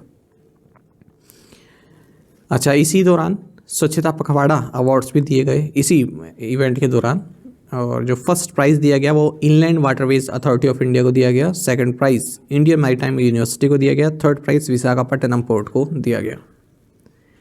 What is the name of the new medal introduced by the Union Ministry of Home Affairs? 4 मौजूदा पदकों को मिलाने के बाद केंद्रीय गृह मंत्रालय द्वारा शुरू किए गए नए पदक का नाम क्या है? सही आंसर ऑप्शन डी है केंद्रीय गृह मंत्री दक्षता पदक। देखिए union ministry of home affairs ने एक नया मेडल इंट्रोड्यूस किया जिसका नाम है केंद्रीय गृह मंत्री दक्षता पदक। 4 मेडल्स इससे पहले एग्जिस्ट करते थे, उन्हें मर्ज करके तब ये बनाया गया है। तो 4 मेडल कौन से थे? Union home ministers special operation medal, union home ministers medal for excellence in investigation, असाधारण सूचना कुशलता पदक और union home ministers awards for meritorious services in forensic science. अच्छा, अब इन मेडल की अगर हम बात करें तो फ्रंट साइड में जो है सर्कुलर मतलब मेडल सर्कुलर शेप में रहेगा और ये मेड अप ऑफ है सिल्वर गोल्ड किल्ट और सरदार पटेल का फेस इसमें देखने के लिए मिलेगा। जय भारत लिखा रहेगा और राष्ट्र प्रहरी हिंदी में लिखा रहेगा। सेंटिनल ऑफ नेशन ये इंग्लिश में लिखा रहेगा। रिवर साइड की अगर हम बात करें तो अशोक चक्र सेंटर में और सत्य सेवा सुरक्षा उसके नीचे लिखा रहेगा। What is the name of the company jointly floated by HDFC Bank and ICICI Bank for promoting the residential mortgage-backed security market? आवासीय बंधक समर्थित प्रतिभूति बाजार को बढ़ावा देने के लिए HDFC बैंक और ICICI बैंक द्वारा संयुक्त रूप से शुरू की गई कंपनी का नाम क्या है? सही आंसर ऑप्शन डी है RMBS development company limited, RDCL। देखिए, HDFC bank and ICICI bank इन्होंने जॉइंटली एक कंपनी बनाई है और ये company residential mortgage backed securities market को प्रमोट करने वाली है। इस बैंक में दोनों ही बैंक ने इस एंटिटी में 7% स्टेक हासिल किए हैं और कंपनी का नाम है RMBS development company limited, RDCL। दोनों ही बैंकों ने 35 करोड़ रुपीस ईच इसमें इन्वेस्ट किए हैं और मार्च के एंड तक ये ऑपरेशनल भी हो जाएगी। साथ ही बैंक्स ने भी कहा है कि इसमें 10 बैंक जो है और कुछ फाइनेंशियल इंस्टीट्यूशंस इसमें शेयर होल्डर्स के तौर पर ऐड होंगे। 8 जनवरी को life insurance corporation of India LIC ने भी इन्फॉर्म किया था स्टॉक एक्सचेंज में कि 10% इक्विटी स्टेक हासिल करेगा इस नई कंपनी में, जिसे प्रमोट किया जाएगा नेशनल हाउसिंग बैंक के द्वारा for residential mortgage backed securities. Residential mortgage backed securities are a pool of home loan portfolios backed by the principal and interest paid by individual borrowers. Lenders often bundle the retail home loans into a pool and down sell them as pass through certificates। देखिए इसमें क्या है ना, आप इस तरह समझ सकते हैं, जैसे पिज़्ज़ा होता है ना, पिज़्ज़ा तो उसमें 5 स्लाइसेस आप कर देते हैं, ठीक है। तो हर एक स्लाइस को आप मान लीजिए कि होम लोन है ना, तो 5 होम लोन हो गए, तो अलग अलग मैनेज किए जाते हैं। इस होम लोन को बैंक अलग मैनेज करता है, दूसरे होम लोन को अलग मैनेज करता है। तो अब क्या करने वाला है बैंक, अब वो जो 5 स्लाइस है उनको एक साथ मैनेज करेगा, यानी कि 5 होम लोन्स को एक साथ मैनेज करेगा, ठीक है। उसकी जो सिक्योरिटीज़ है वो बेच देगा। आ रही बात समझ में? तो 5 की सिक्योरिटीज़ बेच देगा, ठीक है। और उससे क्या होगा, बैंक के पास भी पैसा आएगा, बैंक के पास पैसा आएगा तो वो और होम लोन दे पाएगा। इस तरह से उसमें शेयर होल्डर्स भी ऐड होते जाएंगे। Apart from India, which other team was declared joint winners of the SAF Women's Under-19 football championship? Bharat के अलावा किस अन्य टीम को सैफ महिला अंडर-19 फुटबॉल चैंपियनशिप का संयुक्त विजेता घोषित किया गया? सही आंसर ऑप्शन डी है बांग्लादेश। देखिए 2024 सैफ अंडर-19 वुमेंस चैंपियनशिप ये 5th एडिशन रहा है इस चैंपियनशिप का और 2 से 8 फरवरी के बीच बांग्लादेश में आयोजित हुई है। तो बांग्लादेश और इंडिया दोनों ही जॉइंट चैंपियन यहाँ पर डिक्लेयर किए गए। बांग्लादेश का ये 4th टाइटल था, भारत का ये 2nd टाइटल था। दोनों ही टीम्स जो है निर्धारित समय में 1-1 की गोल से बराबरी पर फिनिश किया। उसके बाद फिर पेनल्टी शूटआउट में भी 11-11 गोल से सभी ने, दोनों टीम के सभी प्लेयर ने पेनल्टी शूटआउट में जो है अपने अपना काम किया पूरा। उसके बाद फिर कोइन से जो है डिसाइड किया गया, कॉइन टॉस किया गया, तो उसमें भारत के पक्ष में गिरा, पर वहाँ पर फिर बांग्लादेश के लोग जो है विरोध करने लगे, तो इसलिए दोनों ही देशों को चैंपियन घोषित कर दिया गया। South Asian football federation Saif की अगर हम बात करें, इसकी स्थापना 1997 में हुई थी। बांग्लादेश, भूटान, इंडिया, मालदीव्स, नेपाल, पाकिस्तान, श्रीलंका इसके मेंबर हैं। हेडक्वार्टर्स ढाका बांग्लादेश में है। What is the theme for World Radio Day on 13th February 2024? 13 फरवरी 2024 को विश्व रेडियो दिवस का विषय क्या है? ऑप्शंस आपके सामने हैं। सही आंसर ऑप्शन डी है radio, a century of informing, entertaining and educating. आपको जानना चाहिए कि वर्ल्ड रेडियो डे ये हर साल 13 फरवरी को सेलिब्रेट किया जाता है और साल 2011 में यूनेस्को ने डिसाइड किया था कि वर्ल्ड रेडियो डे 13 फरवरी को मनाया जाए। आपको जानना चाहिए इस बार 2024 में वर्ल्ड रेडियो डे का थीम है radio, a century informing, entertaining and educating. साथ ही आपको जानना चाहिए इंटरनेशनल एपिलेप्सी डे ये हर साल फरवरी महीने के दूसरे सोमवार को मनाया जाता है। तो इस बार ये 12 फरवरी को मनाया गया और थीम रहा milestones on my epilepsy journey. The घर घर मुफ्त ration scheme is launched in which state? घर घर मुफ्त राशन योजना किस राज्य में शुरू की गई? ऑप्शंस आपके सामने हैं। सही आंसर ऑप्शन बी रहेगा पंजाब। आपको जानना चाहिए कि चीफ मिनिस्टर भगवंत मान और दिल्ली के चीफ मिनिस्टर अरविंद केजरीवाल, इन्होंने पंजाब गवर्नमेंट की फ्लैगशिप स्कीम जिसका नाम घर घर मुफ्त राशन यानी कि door step delivery of ration है, इसे पंजाब के खाना में लॉन्च किया। आपको जानना चाहिए कि इस स्कीम के तहत जो भी नेशनल फूड सिक्योरिटी एक्ट के बेनिफिशरीज हैं उनको घर पर ही जाकर आटा और जो मतलब वीट वगैरह, वीट फ्लोर जो होता है वो प्रोवाइड कराया जाएगा बैग्स में। Who was recently honored with the Outstanding Business Woman of the Year 2023 award? हाल ही में Outstanding Business Woman of the Year 2023 पुरस्कार से किसे सम्मानित किया गया? सही आंसर ऑप्शन ए रहेगा बीना मोदी। देखिए डॉक्टर बीना मोदी जो कि चेयरपर्सन हैं मोदी एंटरप्राइजेस के, इन्हें outstanding business women of the year 2023 award से सम्मानित किया गया है Rajnath Singh, defence minister of India के द्वारा। ये अवार्ड जो इन्हें दिया गया है वो Indo American chamber of commerce द्वारा आयोजित जो एक कॉन्फ्रेंस थी strengthening Indo US relationship in Amritkaal Atmanirbhar Bharat, new Delhi में हुई। यहाँ पर इन्हें रिकॉग्नाइज किया गया इनकी जो कंट्रीब्यूशन रहा है इंडस्ट्री में उसको देखते हुए। Which institution secured the top position in the IIRF MBA rankings 2024? IIRF MBA ranking 2024 में किस संस्थान ने शीर्ष स्थान हासिल किया? ऑप्शंस आपके सामने हैं। सही आंसर ऑप्शन डी रहेगा the Indian institute of management Ahmedabad. Right side में आप टॉप 5 इंस्टीट्यूट देख सकते हैं। आपको जानना चाहिए कि इंडियन इंस्टीट्यूशनल रैंकिंग फ्रेमवर्क जिसे IIRF कहते हैं, इसने 2024 की रैंकिंग्स लॉन्च कर दी है भारत में जो बिजनेस स्कूल्स हैं उनके लिए। Maxon consulting under the federation for world academics FWA, इसने लगभग 300 मैनेजमेंट इंस्टीट्यूशंस और जो 50 गवर्नमेंट एंड 160 प्राइवेट वंस हैं इनको यहाँ पर जो है रैंक किया है। तो इस रैंकिंग में 6 कैटेगरीज हैं। Overall ranking of government and private institutions, top 50 business schools under university program, top 50 business schools for research, top 50 schools of eminence for employability and top 20 emerging business schools. तो यहाँ पर आपको जाना चाहिए हम overall बात करते हैं तो Indian institute of management Ahmedabad IIMA ये टॉप पोजीशन पर रहा है। दूसरे नंबर पर faculty of management studies university of Delhi रहा। उसके बाद IIM कलकत्ता, फिर IIM Bangalore and IIM Kozhikode रहा है। XLRI Xavier institute of management Jamshedpur, ये फर्स्ट रैंकिंग इसने हासिल की है यदि हम top private business schools in India की बात करते हैं। SIBM Symbiosis institute of business management Pune, इसने फर्स्ट रैंकिंग हासिल की है यदि हम top business schools under university programs की बात करते हैं। और आपको जानना चाहिए XLRI Xavier institute of management Jamshedpur ने ही फर्स्ट पोजीशन हासिल की है एम्प्लॉयबिलिटी कैटेगरी में। Who was presented the Alert Being Award for Lifetime Achievement? Life achievement के लिए अलर्ट बीइंग अवार्ड किसे प्रदान किया गया? सही आंसर ऑप्शन बी रहेगा रतन एंड टाटा। देखिए वेटरन जर्नलिस्ट माफ़ कीजिएगा veteran industrialist and former Tata group chairman Ratan and Tata, इन्हें alert being award for lifetime achievement दिया गया है इनके फिलैंथ्रोफी एंड बिजनेस एक्सीलेंस के लिए।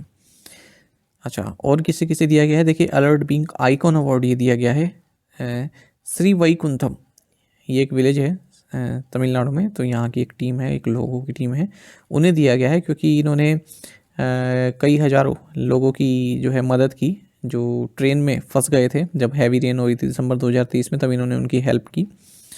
अच्छा, एक और जो ये अलर्ट बीइंग आइकॉन अवार्ड है ये दिया गया है रेड होल माइनर्स को।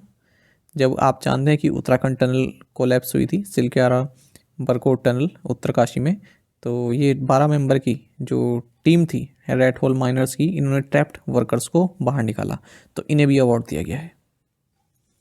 What is the current interest rate of the employees provident fund organisation? कर्मचारी भविष्य निधि संगठन की वर्तमान ब्याज दर क्या है? सही आंसर ऑप्शन बी है 8.15%। देखिए जो सेंट्रल बोर्ड ऑफ ट्रस्टीज़ है employment employees provident fund organisation EPFO का जो सेंट्रल बोर्ड ऑफ ट्रस्टीज़ है, इन्होंने रिकमेंड किया है कि 2023-24 के लिए जो डिपॉजिट्स हैं उन पर जो मतलब प्रोविडेंट फंड है उसका इंटरेस्ट रेट 8.25% होना चाहिए। फिलहाल करंट इंटरेस्ट रेट जो है वो 8.15% है। अब जैसे ही फाइनेंस मिनिस्ट्री अप्रूवल एक्सेप्ट कर लेता है तो ये नई दर जो है लागू हो जाएगी। आपको जानना चाहिए जो CBT है, सेंट्रल बोर्ड ऑफ ट्रस्टीज, ये 3 स्कीम ऑपरेट करता है। एक तो है EPF scheme 1952, pension scheme 1995 EPS और इंश्योरेंस स्कीम 1976। आपको बता दें जो EPFO है ये ministry of labour and employment government of India के तहत कार्य करता है। सेंट्रल प्रोविडेंट फंड कमिश्नर है नीलम Shami Rao. Which financial entity has secured the final regulatory approval to acquire Aegon Life Insurance? किस वित्तीय इकाई ने एगॉन लाइफ इंश्योरेंस के अधिग्रहण के लिए अंतिम विनियामक अनुमोदन प्राप्त किया? सही आंसर ऑप्शन डी है बंधन फाइनेंशियल होल्डिंग्स। देखिए बंधन फाइनेंशियल होल्डिंग्स इन्होंने फाइनल रेगुलेटरी अप्रूव प्राप्त कर लिया है जिसके तहत ये एगॉन लाइफ इंश्योरेंस को एक्वायर करने वाले हैं। तो होल्डिंग कंपनी है ये बंधन बैंक की, बंधन फाइनेंशियल होल्डिंग्स, और इसे इंश्योरेंस डेवलपमेंट अथॉरिटी यानी कि IRDAI जो कि इंश्योरेंस सेक्टर का रेगुलेटर है भारत में, इससे मंजूरी मिल गई है। एगॉन लाइफ की अगर हम बात करें जॉइंट वेंचर है Aegon and Bennett Coleman and company के बीच में। Which ministry in the government of India has issued guidelines for undertaking pilot projects for using green hydrogen in the shipping sector? Bharat सरकार के किस मंत्रालय ने शिपिंग क्षेत्र में हरित हाइड्रोजन के उपयोग के लिए पायलट परियोजनाएं शुरू करने के लिए दिशा निर्देश जारी किए हैं? सही आंसर ऑप्शन बी रहेगा ministry of new and renewable energy. देखिए जो गवर्नमेंट ऑफ इंडिया है ये कुछ गाइडलाइंस लेके आया है जिसके तहत जो शिपिंग सेक्टर है वहाँ पर ग्रीन हाइड्रोजन को यूज़ करके कुछ प्रोजेक्ट्स शुरू किए जाएंगे। तो इन गाइडलाइंस का नाम है scheme guidelines for implementation of pilot projects for use of green hydrogen in the shipping sector. इन्हें इशू किया गया है ministry of new and renewable energy under the national green hydrogen mission. जो ministry of new and renewable energy है वो इन pilot projects को implement करेगा शिपिंग सेक्टर में, ताकि जो फॉसिल फ्यूल्स है और fossil fuel based feedstock हैं उनको ग्रीन हाइड्रोजन और इसके डेरिवेटिव से रिप्लेस किया जा सके। अच्छा, ये जो प्रोजेक्ट्स हैं ये ministry of ports, shipping and waterways के थ्रू इम्प्लीमेंट किए जाएंगे, ठीक है। और ये स्कीम जो है इम्प्लीमेंट की जाएगी 115 करोड़ रुपए के बजट से 2025-26 तक। नेशनल ग्रीन हाइड्रोजन मिशन के बारे में आप सभी जानते हैं, 19,774 करोड़ रुपए की राशि या बजट के साथ इसे लॉन्च किया गया था। और जो फिजिकल 2029 है 2029-30 है तब तक ये जारी रहेगा national green hydrogen mission. Who inaugurated विविधता का अमृत महोत्सव? विविधता का अमृत महोत्सव का उद्घाटन किसने किया? सही आंसर ऑप्शन बी है द्रौपदी मुर्मू। देखिए हाल ही के जो एग्ज़ाम हुए, चाहे आप CSIR में खासकर, उसमें कई बच्चों का रिव्यू आया है कि इस तरह से क्वेश्चन आ रहे हैं। मैं रिव्यू देख रहा था ना कि क्या क्या पूछ रहे हैं, तो इस तरह से क्वेश्चन पूछ रहे हैं कि इसका उद्घाटन किसने किया। इसमें काफ़ी कन्फ्यूजन आ जाता है जब प्राइम मिनिस्टर और प्रेसिडेंट, वाइस प्रेसिडेंट इन्हीं के नाम आते हैं तो कन्फ्यूजन रहता है कि किसने किया होगा, है ना। तो ये आप ज़रूर याद रखा करें। मैं भी कोशिश करता हूँ कि क्वेश्चन इसी तरह से बने कि किसके द्वारा इनोग्रेट किया है। तो आंसर भी है द्रौपदी मुर्मू। देखिए विविधता का अमृत महोत्सव, इसका पहला एडिशन हाल ही में राष्ट्रपति भवन में आयोजित किया गया और जो north east India culture heritage है उसको यहाँ पर शोकेस किया जा रहा है। इसे ऑर्गेनाइज किया जा रहा है ministry of development of north eastern region और मिनिस्ट्री ऑफ कल्चर के द्वारा, और इवेंट को इनोग्रेट किया गया president of India Shrimati Droupadi Murmu के द्वारा।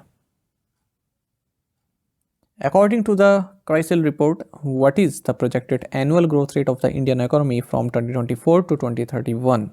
CRISIL रिपोर्ट के अनुसार 2024 से 2031 तक भारतीय अर्थव्यवस्था की अनुमानित वार्षिक वृद्धि दर कितनी है? सही आंसर ऑप्शन बी है 6.7%। देखिए इंडियन इकोनॉमी जो है 6.7% से ग्रो करेगी 2024 से 2031 के बीच में, ऐसा कहा है क्रिसिल ने। अच्छा, 7.3% की ग्रोथ रेट इसने अचीव की है करंट फिजिकल ईयर में। अब क्रिसिल प्रेडिक्ट करता है कि 6.4% की ग्रोथ रहने वाली है अगले फिजिकल ईयर, अगले फाइनेंशियल ईयर में। आपको भी जानना चाहिए जो ग्लोबल रेटिंग एजेंसी फिच है, इसने भी प्रेडिक्ट किया है कि जो फिजिकल डेफिसिट है वो जीडीपी की 5.4% पहुंच जाएगी फिजिकल ईयर 25 में, ठीक है, ऐसा कहा है। जबकि गवर्नमेंट का टारगेट कितना है 5.1% का। जो हाल ही में 1 फरवरी को निर्मला सीतारमण द्वारा अनाउंस किया गया। तो उन्होंने तो 5.1% बताया, लेकिन फिच रेटिंग्स ने बताया 5.4% रहेगा जीडीपी का। What financial institution received rupees 9,013.72 crore from the Ministry of External Affairs in 2023-24 as loans granted to foreign countries turned NPA?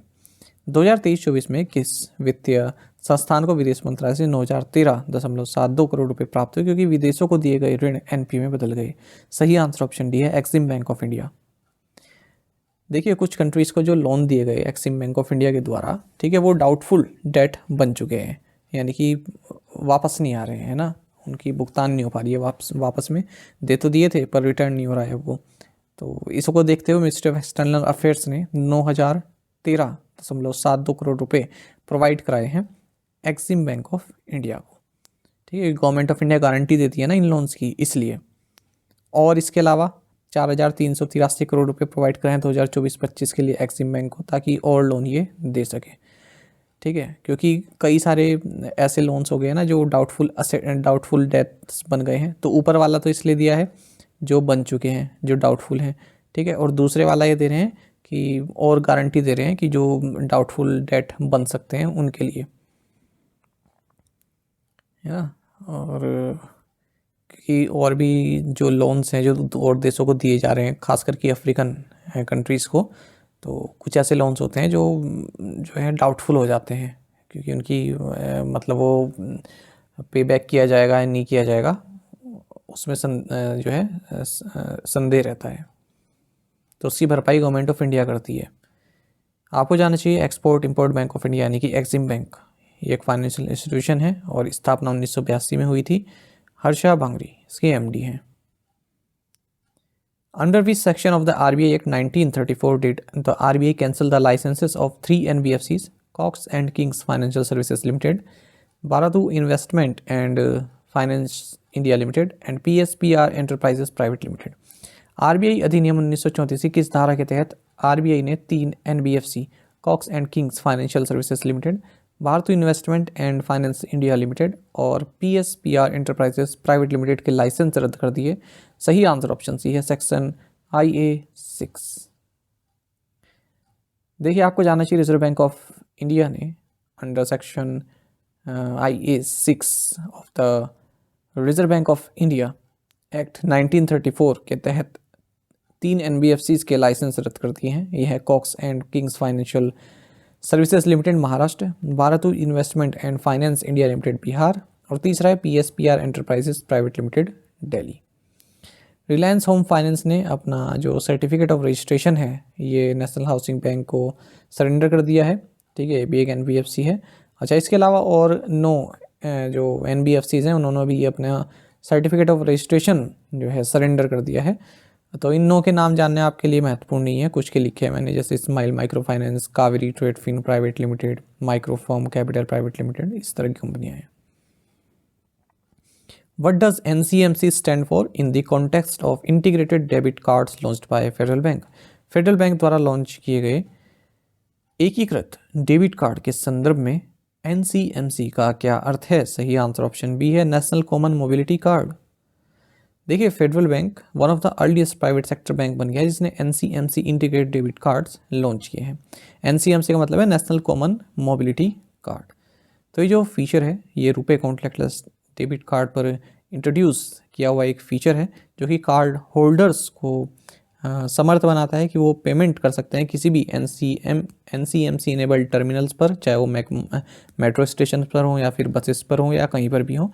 ठीक है, ऑफलाइन मोड में आप जो है with in a fraction of second आप पेमेंट कर सकते हैं अपनी।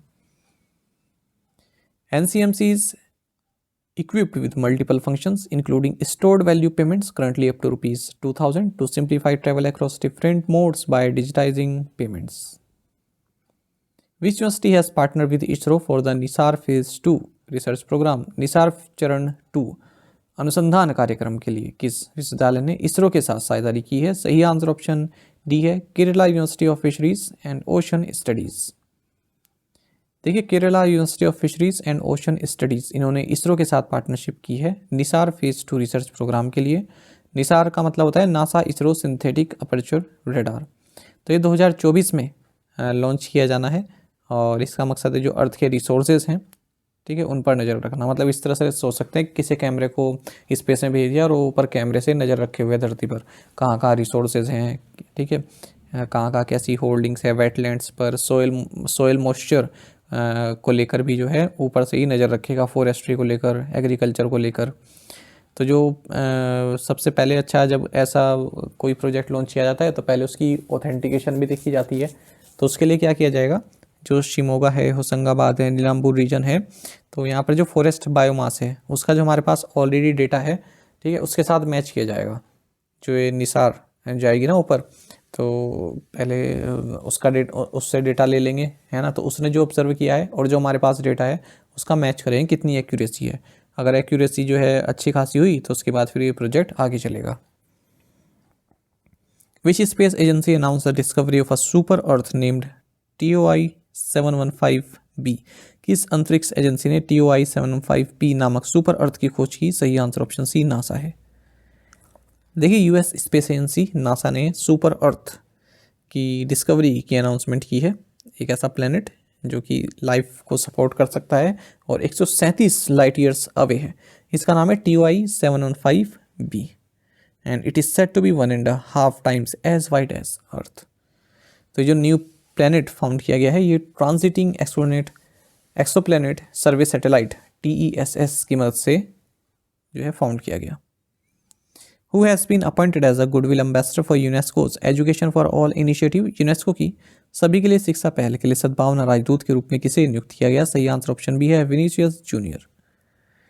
देखिए रियल मैड्रिड के विनीसियस जूनियर इन्हें गुडविल एम्बेसडर अपॉइंट किया गया है यूनेस्को के एजुकेशन फॉर ऑल इनिशिएटिव के लिए, और ये इस तरह से दूसरे फुटबॉलर बन गए हैं ब्राज़ील से जिन्हें यूनेस्को गुडविल एम्बेसडर नियुक्त किया गया है।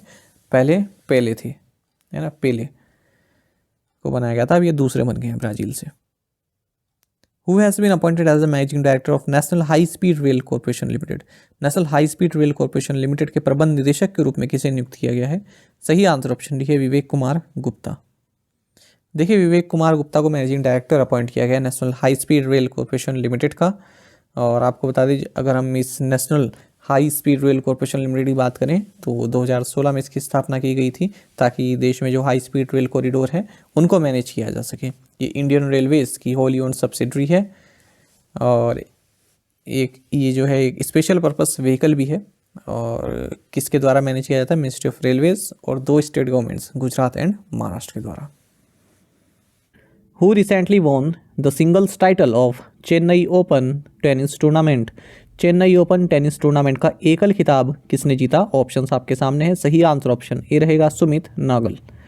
आपको जानना चाहिए सुमित नागल जो कि इंडिया के टॉप सिंगल प्लेयर हैं टेनिस की हम यहाँ पर बात कर रहे हैं। इन्होंने अपना 5th challenger level singles title जीता है और इटली के लूका नार्डी को इन्होंने फाइनल में हराया चेन्नई ओपन के। तो अगर सिंपल शब्दों में कहें तो इन्होंने चेन्नई ओपन का सिंगल्स टाइटल जीत लिया है। कई बार एग्जाम में पूछा जाता है कि सुमित नागल किसके खेल से संबंधित है, तो सही आंसर टेनिस रहेगा। आपको बता दें इसी के साथ ही फर्स्ट इंडियन हो चुके हैं जो सिंगल्स टॉप 100 में अपनी जगह बना पाए। इससे पहले 2019 में प्रजनेश गुणेश्वरन ने ये कीर्तिमान हासिल किया था। साथ ही आपको जानना चाहिए डबल टाइटल्स विनर भी भारत के ही रहे, साकेत माइनेनी और Ramkumar Ramanathan. Which country won the title of ICC Under 19 World Cup 2024? ICC Under 19 विश्व कप 2024 का खिताब किस देश ने जीता है? ऑप्शंस आपके सामने है। सही आंसर ऑप्शन भी रहेगा ऑस्ट्रेलिया।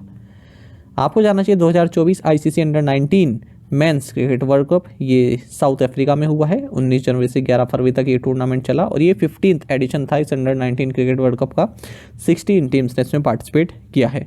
फाइनल विलोमोर पार्क में हुआ है साउथ अफ्रीका में और ऑस्ट्रेलिया ने 79 रन से भारत को हराकर अपना चौथा under 19 cricket world cup title जीता है। प्लेयर ऑफ द सीरीज रहे साउथ अफ्रीका के क्वेना मफाका और मोस्ट रन्स बनाए हैं सबसे ज़्यादा इंडिया के उदय सहारन ने 397 और मोस्ट विकेट साउथ अफ्रीका के क्वेना मफाका ने लिए हैं 21। The government of India and which bank signed a $200 million loan to tackle flood risk along Brahmaputra river. Bharat सरकार और किस बैंक ने ब्रह्मपुत्र नदी के किनारे बाढ़ के खतरे से निपटने के लिए $200 मिलियन के ऋण पर हस्ताक्षर किए? सही आंसर ऑप्शन सी रहेगा, एशियन डेवलपमेंट बैंक। आपको जानना चाहिए government of India and Asian Development bank ने $200 मिलियन का लोन एग्रीमेंट साइन किया है, ताकि जो ब्रह्मपुत्र रिवर के कारण जो इरोजन होता है ना, भूमि कटाव होता है, तो उससे संबंधित उपाय किए जा सकें। तो 650 किलोमीटर लॉन्ग जो पूरा तट है, ठीक है, उसकी जो है मरम्मत की जाएगी आसाम में। अच्छा, अब मैं जल्दी से आपको रिवाइज करा देता हूँ एशियन डेवलपमेंट बैंक से संबंधित जो पिछले 1-2 महीने में हमने करंट अफेयर्स पढ़े हैं, महत्वपूर्ण है जानेगा। सीनियर IAS ऑफिसर विकासशील, इन्हें एग्जीक्यूटिव डायरेक्टर नियुक्त किया गया है एशियन डेवलपमेंट बैंक ने। एशियन डेवलपमेंट बैंक और गवर्नमेंट ऑफ इंडिया ने $175 मिलियन का लोन एग्रीमेंट साइन किया है मध्य प्रदेश में कनेक्टिविटी को इम्प्रूव करने के लिए। एशियन डेवलपमेंट बैंक ने $200 मिलियन का लोन दिया है उत्तराखंड में क्लाइमेट रेजिलिएंट एनर्जी रेवोल्यूशन के लिए। ये क्वेश्चन अभी पूछा गया था CSIR के किसी एग्ज़ाम में, मतलब किसी डेट को, शायद 6 को या 7 को ये पूछा गया था क्वेश्चन, ठीक है। तो आ जाते हैं यहाँ से, क्वेश्चन कराया हुआ क्वेश्चन है ये। एशियन डेवलपमेंट बैंक ने $200 मिलियन का लोन दिया है वेस्ट मैनेजमेंट के सुधार के लिए भारत में 100 सिटीज़ में। एशियन डेवलपमेंट बैंक ने $250 मिलियन का लोन दिया है इंडस्ट्रियल कॉरिडोर डेवलपमेंट के लिए भारत में। भारत ने $250 मिलियन का लोन एग्रीमेंट हासिल किया है एशियन डेवलपमेंट बैंक से Delhi Meerut RRTS corridor development के लिए। गवर्नमेंट ऑफ इंडिया और एशियन डेवलपमेंट बैंक ने $100 मिलियन का लोन एग्रीमेंट साइन किया है त्रिपुरा में अर्बन सर्विसेज और टूरिज्म फैसिलिटीज़ को इम्प्रूव करने के लिए। साथ ही नाबार्ड और एशियन डेवलपमेंट बैंक ने मिलकर क्लाइमेट एक्शन इनिशिएटिव लॉन्च किया है और इसमें इन्हें टैक्स सपोर्ट मिला है Bill and Melinda Gates foundation से। Who will be the next president of Finland? Finland के नए राष्ट्रपति कौन बने? सही आंसर ऑप्शन डी है, अलेक्जेंडर स्टब। देखिए, अलेक्जेंडर स्टब जो कि नेशनल कोलिशन पार्टी से आते हैं, ये फिनलैंड के प्रेसिडेंशियल इलेक्शन को जीत चुके हैं और पेका हाविस्तो को इन्होंने हराया है। फिनलैंड की अगर हम बात करें, लैंड ऑफ 1000 लेक्स इसे बोला जाता है, कई बार एग्जाम में पूछा जाता है ये। कैपिटल हेलसिंकी है और करेंसी है euro. Which country was chosen as the guest of honor at the New Delhi World Book Fair 2024? नई दिल्ली विश्व पुस्तक मेला 2024 में गेस्ट ऑफ ऑनर के रूप में किस देश को चुना गया? ऑप्शंस आपके सामने हैं। सही आंसर ऑप्शन डी रहेगा, सऊदी अरब।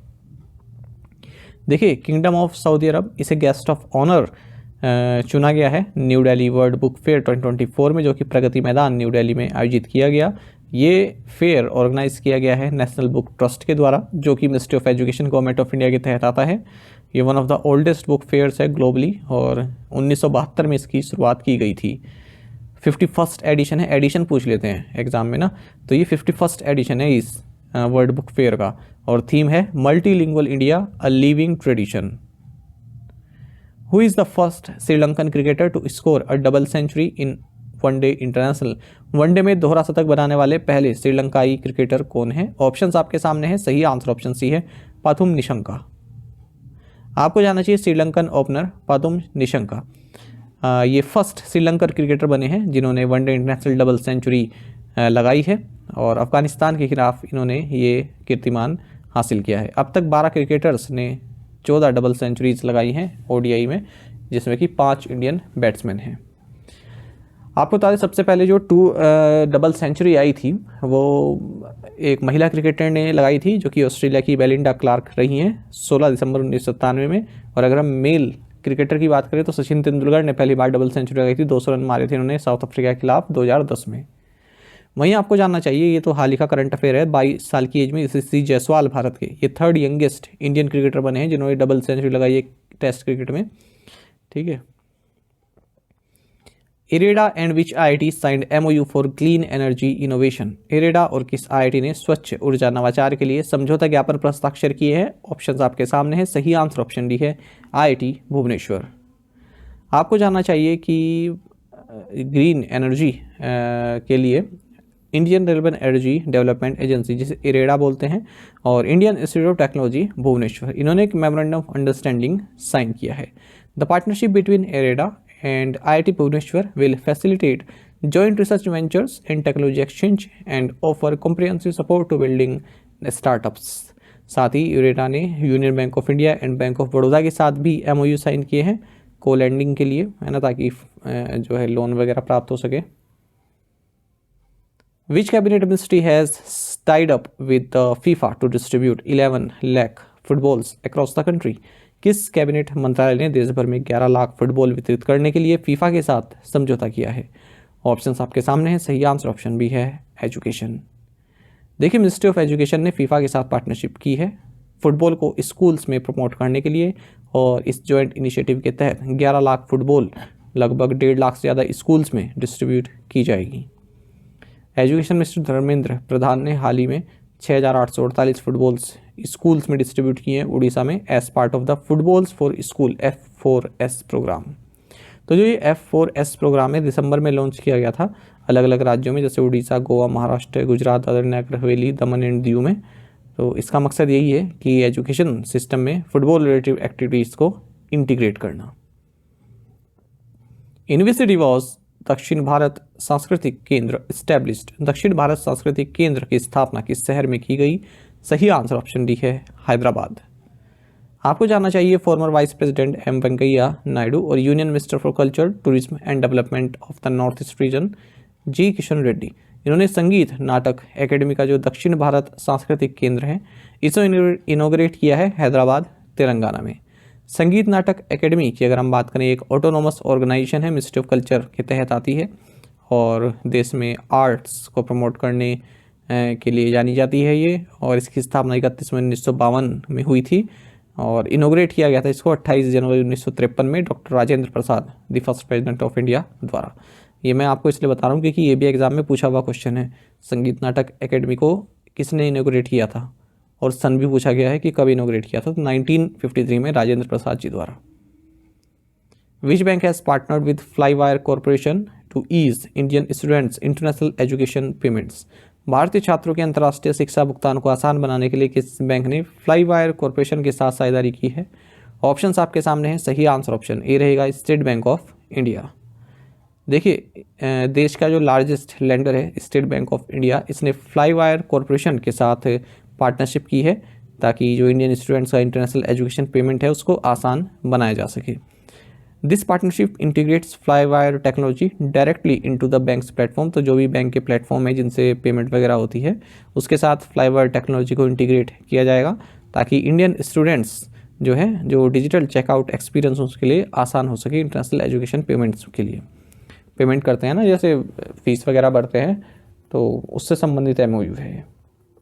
अच्छा, आपको अगर कोई भी दिक्कत हो, किसी एग्ज़ाम के बारे में आपको पूछना हो, कोई स्ट्रेटजी पूछनी हो, कुछ ऐसे होता है ना, जैसे बैंक की तो बता ही देते हैं, या कोई और एग्ज़ाम हो आपका PCS संबंधित हो, या फिर आपका कोई स्टेट का एग्ज़ाम हो, पुलिस का एग्ज़ाम हो, तो आप मेरे से पूछ सकते हैं टेलीग्राम पर। ठीक है, मेरे को मैसेज कर सकते हैं टेलीग्राम पर। मैं आपको गाइड जो जितना मुझको मालूम है मैं आपको बताने के लिए रेडी रहता हूँ। आते भी है मेरे पास मैसेजेस, किसी तरह का आपको प्रेशर हो तो आप मेरे से पूछ सकते हैं, है ना।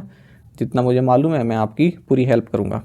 ठीक है, ये मैं इसलिए बता रहा हूँ कि कई एस्पिरेंट्स होते हैं, उन्हें पता नहीं चलता है कि कई साल हो जाते हैं तैयारी करते हुए, उन्हें मालूम नहीं चलता कि क्या करें, कैसे करें, सही गाइडेंस नहीं मिल पाती। उन्हें पोटेंशियल तो काफ़ी होता है ना, वो चाहते हैं अच्छा करना, और फेलियर के बाद जो है ऊपर उठते जाते हैं, अच्छा करता जाते हैं, लेकिन फिर भी ऐसा होता है कि सक्सेस नहीं मिल पाती। तो कभी कभी ऐसा होता है दूसरा आदमी बता देता है आपको कि आप यहाँ पर लैग कर रहे हो। जब अपने आप को समझ में ना आए तो किसी ऐसे बंदे को आपको ढूंढना चाहिए जो हाँ आपको बता सके। ठीक है, बशर्ते आपके अंदर वो एनर्जी बनी रहे, हाँ एक फेलियर हुआ है, दोबारा से मैं उठूँगा, दोबारा से मैं एग्ज़ाम क्रैक करूँगा। ठीक है, तो आप मुझको मैसेज कर सकते हैं, ऐसी कोई दिक्कत नहीं है। Which country open its 5th Antarctic research station Qinling? किस देश ने अपना 5वां अंटार्कटिक अनुसंधान स्टेशन क्विनलिंग शुरू किया? सही आंसर ऑप्शन ए है चाइना। आपको जानना चाहिए चाइना का जो क्विनलिन स्टेशन है अंटार्कटिका में, ये इनका 5th रिसर्च स्टेशन है अंटार्कटिका में। ये इसने अपना ऑपरेशन शुरू कर दिया है, चालू हो गया है, इसमें इतना ही जानना है। बाकी इंडिया का जो मिशन है ना ये अंटार्कटिका पर, आर्कटिक पर, ये आपको जानना चाहिए, ये एग्जाम में पूछ ले जाते हैं। देखिए, भारत के फिलहाल 2 रिसर्च स्टेशन है अंटार्कटिका में, जिसका नाम मैत्री है और दूसरे का नाम भारती है। तो भारती नया स्टेशन है, इसको मार्च 2013 में इस्टेब्लिश किया गया था, और अगर हम मैत्री स्टेशन की बात करें तो ये तो 1989 से ही ऑपरेशनल है। इंडिया का जो आर्कटिक स्टेशन है इसका नाम हिमाद्री है और ये नॉर्वे में स्थित है। ये पूछ लेते हैं कहाँ पर स्थित है, नॉर्वे में स्थित है ये। और इंडियन अंटार्कटिक प्रोग्राम ये 1981 में शुरू हुआ था, जब भारत ने अपना पहला एक्सपीडिशन यहाँ पर किया अंटार्कटिका में। National centre for polar and ocean research Goa, ये नोडल एजेंसी है जो हम पोल्स पर रिसर्च करते हैं उसके लिए। तो ये पूछ लेते हैं कहाँ पर है, national centre for polar and ocean research Goa में। अच्छा, एंटार्कटिक ट्रीटी ये भी महत्वपूर्ण है, पूछ लेते हैं। 1 दिसंबर 1959 को सिग्नेचर के लिए ओपन हुई और लागू को हुई 23 जून 1961 में। Who has been appointed as the managing director and chief executive officer of Tata AIA Life Insurance? Tata AIA life insurance के प्रबंध निदेशक और मुख्य कार्यकारी अधिकारी के रूप में किसे नियुक्त किया गया? सही आंसर ऑप्शन डी है, वेंकटाचलम एच। देखिए, टाटा AIA लाइफ इंश्योरेंस का हेडक्वार्टर्स मुंबई में है। इन्होंने अनाउंस किया है कि हमने वेंकटाचलम एच को अपना new chief executive officer and managing director appoint किया है और ये सक्सीड कर रहे हैं नवीन ताहिलियानी को। साथ ही आपको जाना चाहिए LIC mutual fund asset management ने अनाउंस किया है कि हमने रवि कुमार झा को अपना MD एंड CEO नियुक्त किया है। वहीं Ajay Kumar Chaudhary non executive chairman और इंडिपेंडेंट डायरेक्टर नियुक्त किए गए हैं national payments corporation of India NPCI में। The national commission for protection of child rights NCPCR and which company have launched a nationwide initiative to assist students in managing exam related stress? राष्ट्रीय बाल अधिकार संरक्षण आयोग और किस company ने छात्रों को परीक्षा संबंधी तनाव में सहायता के लिए एक पहल शुरू की है? सही आंसर ऑप्शन ए है, मेटा। देखिए, national commission for protection of child rights और मेटा इन्होंने कोलैबोरेशन किया है ताकि इस तरह का इनिशिएटिव चला जाए पूरे भारत भर में। जो बच्चे स्टूडेंट्स जो हैं एग्ज़ाम रिलेटेड स्ट्रेस लेते हैं उनको दूर किया जा सके। NCPCR की अगर हम बात करें, स्टैट्यूटरी बॉडी है, यानी कि एक्ट के द्वारा इसकी स्थापना की गई है, प्रोटेक्शन ऑफ चाइल्ड एक्ट्स 2005, और ये ministry of women and child development government of India के तहत कार्य करती है। 5 मार्च 2007 को ये ऑपरेशनल हुई। प्रियांक कंगू इसके चेयरपर्सन है।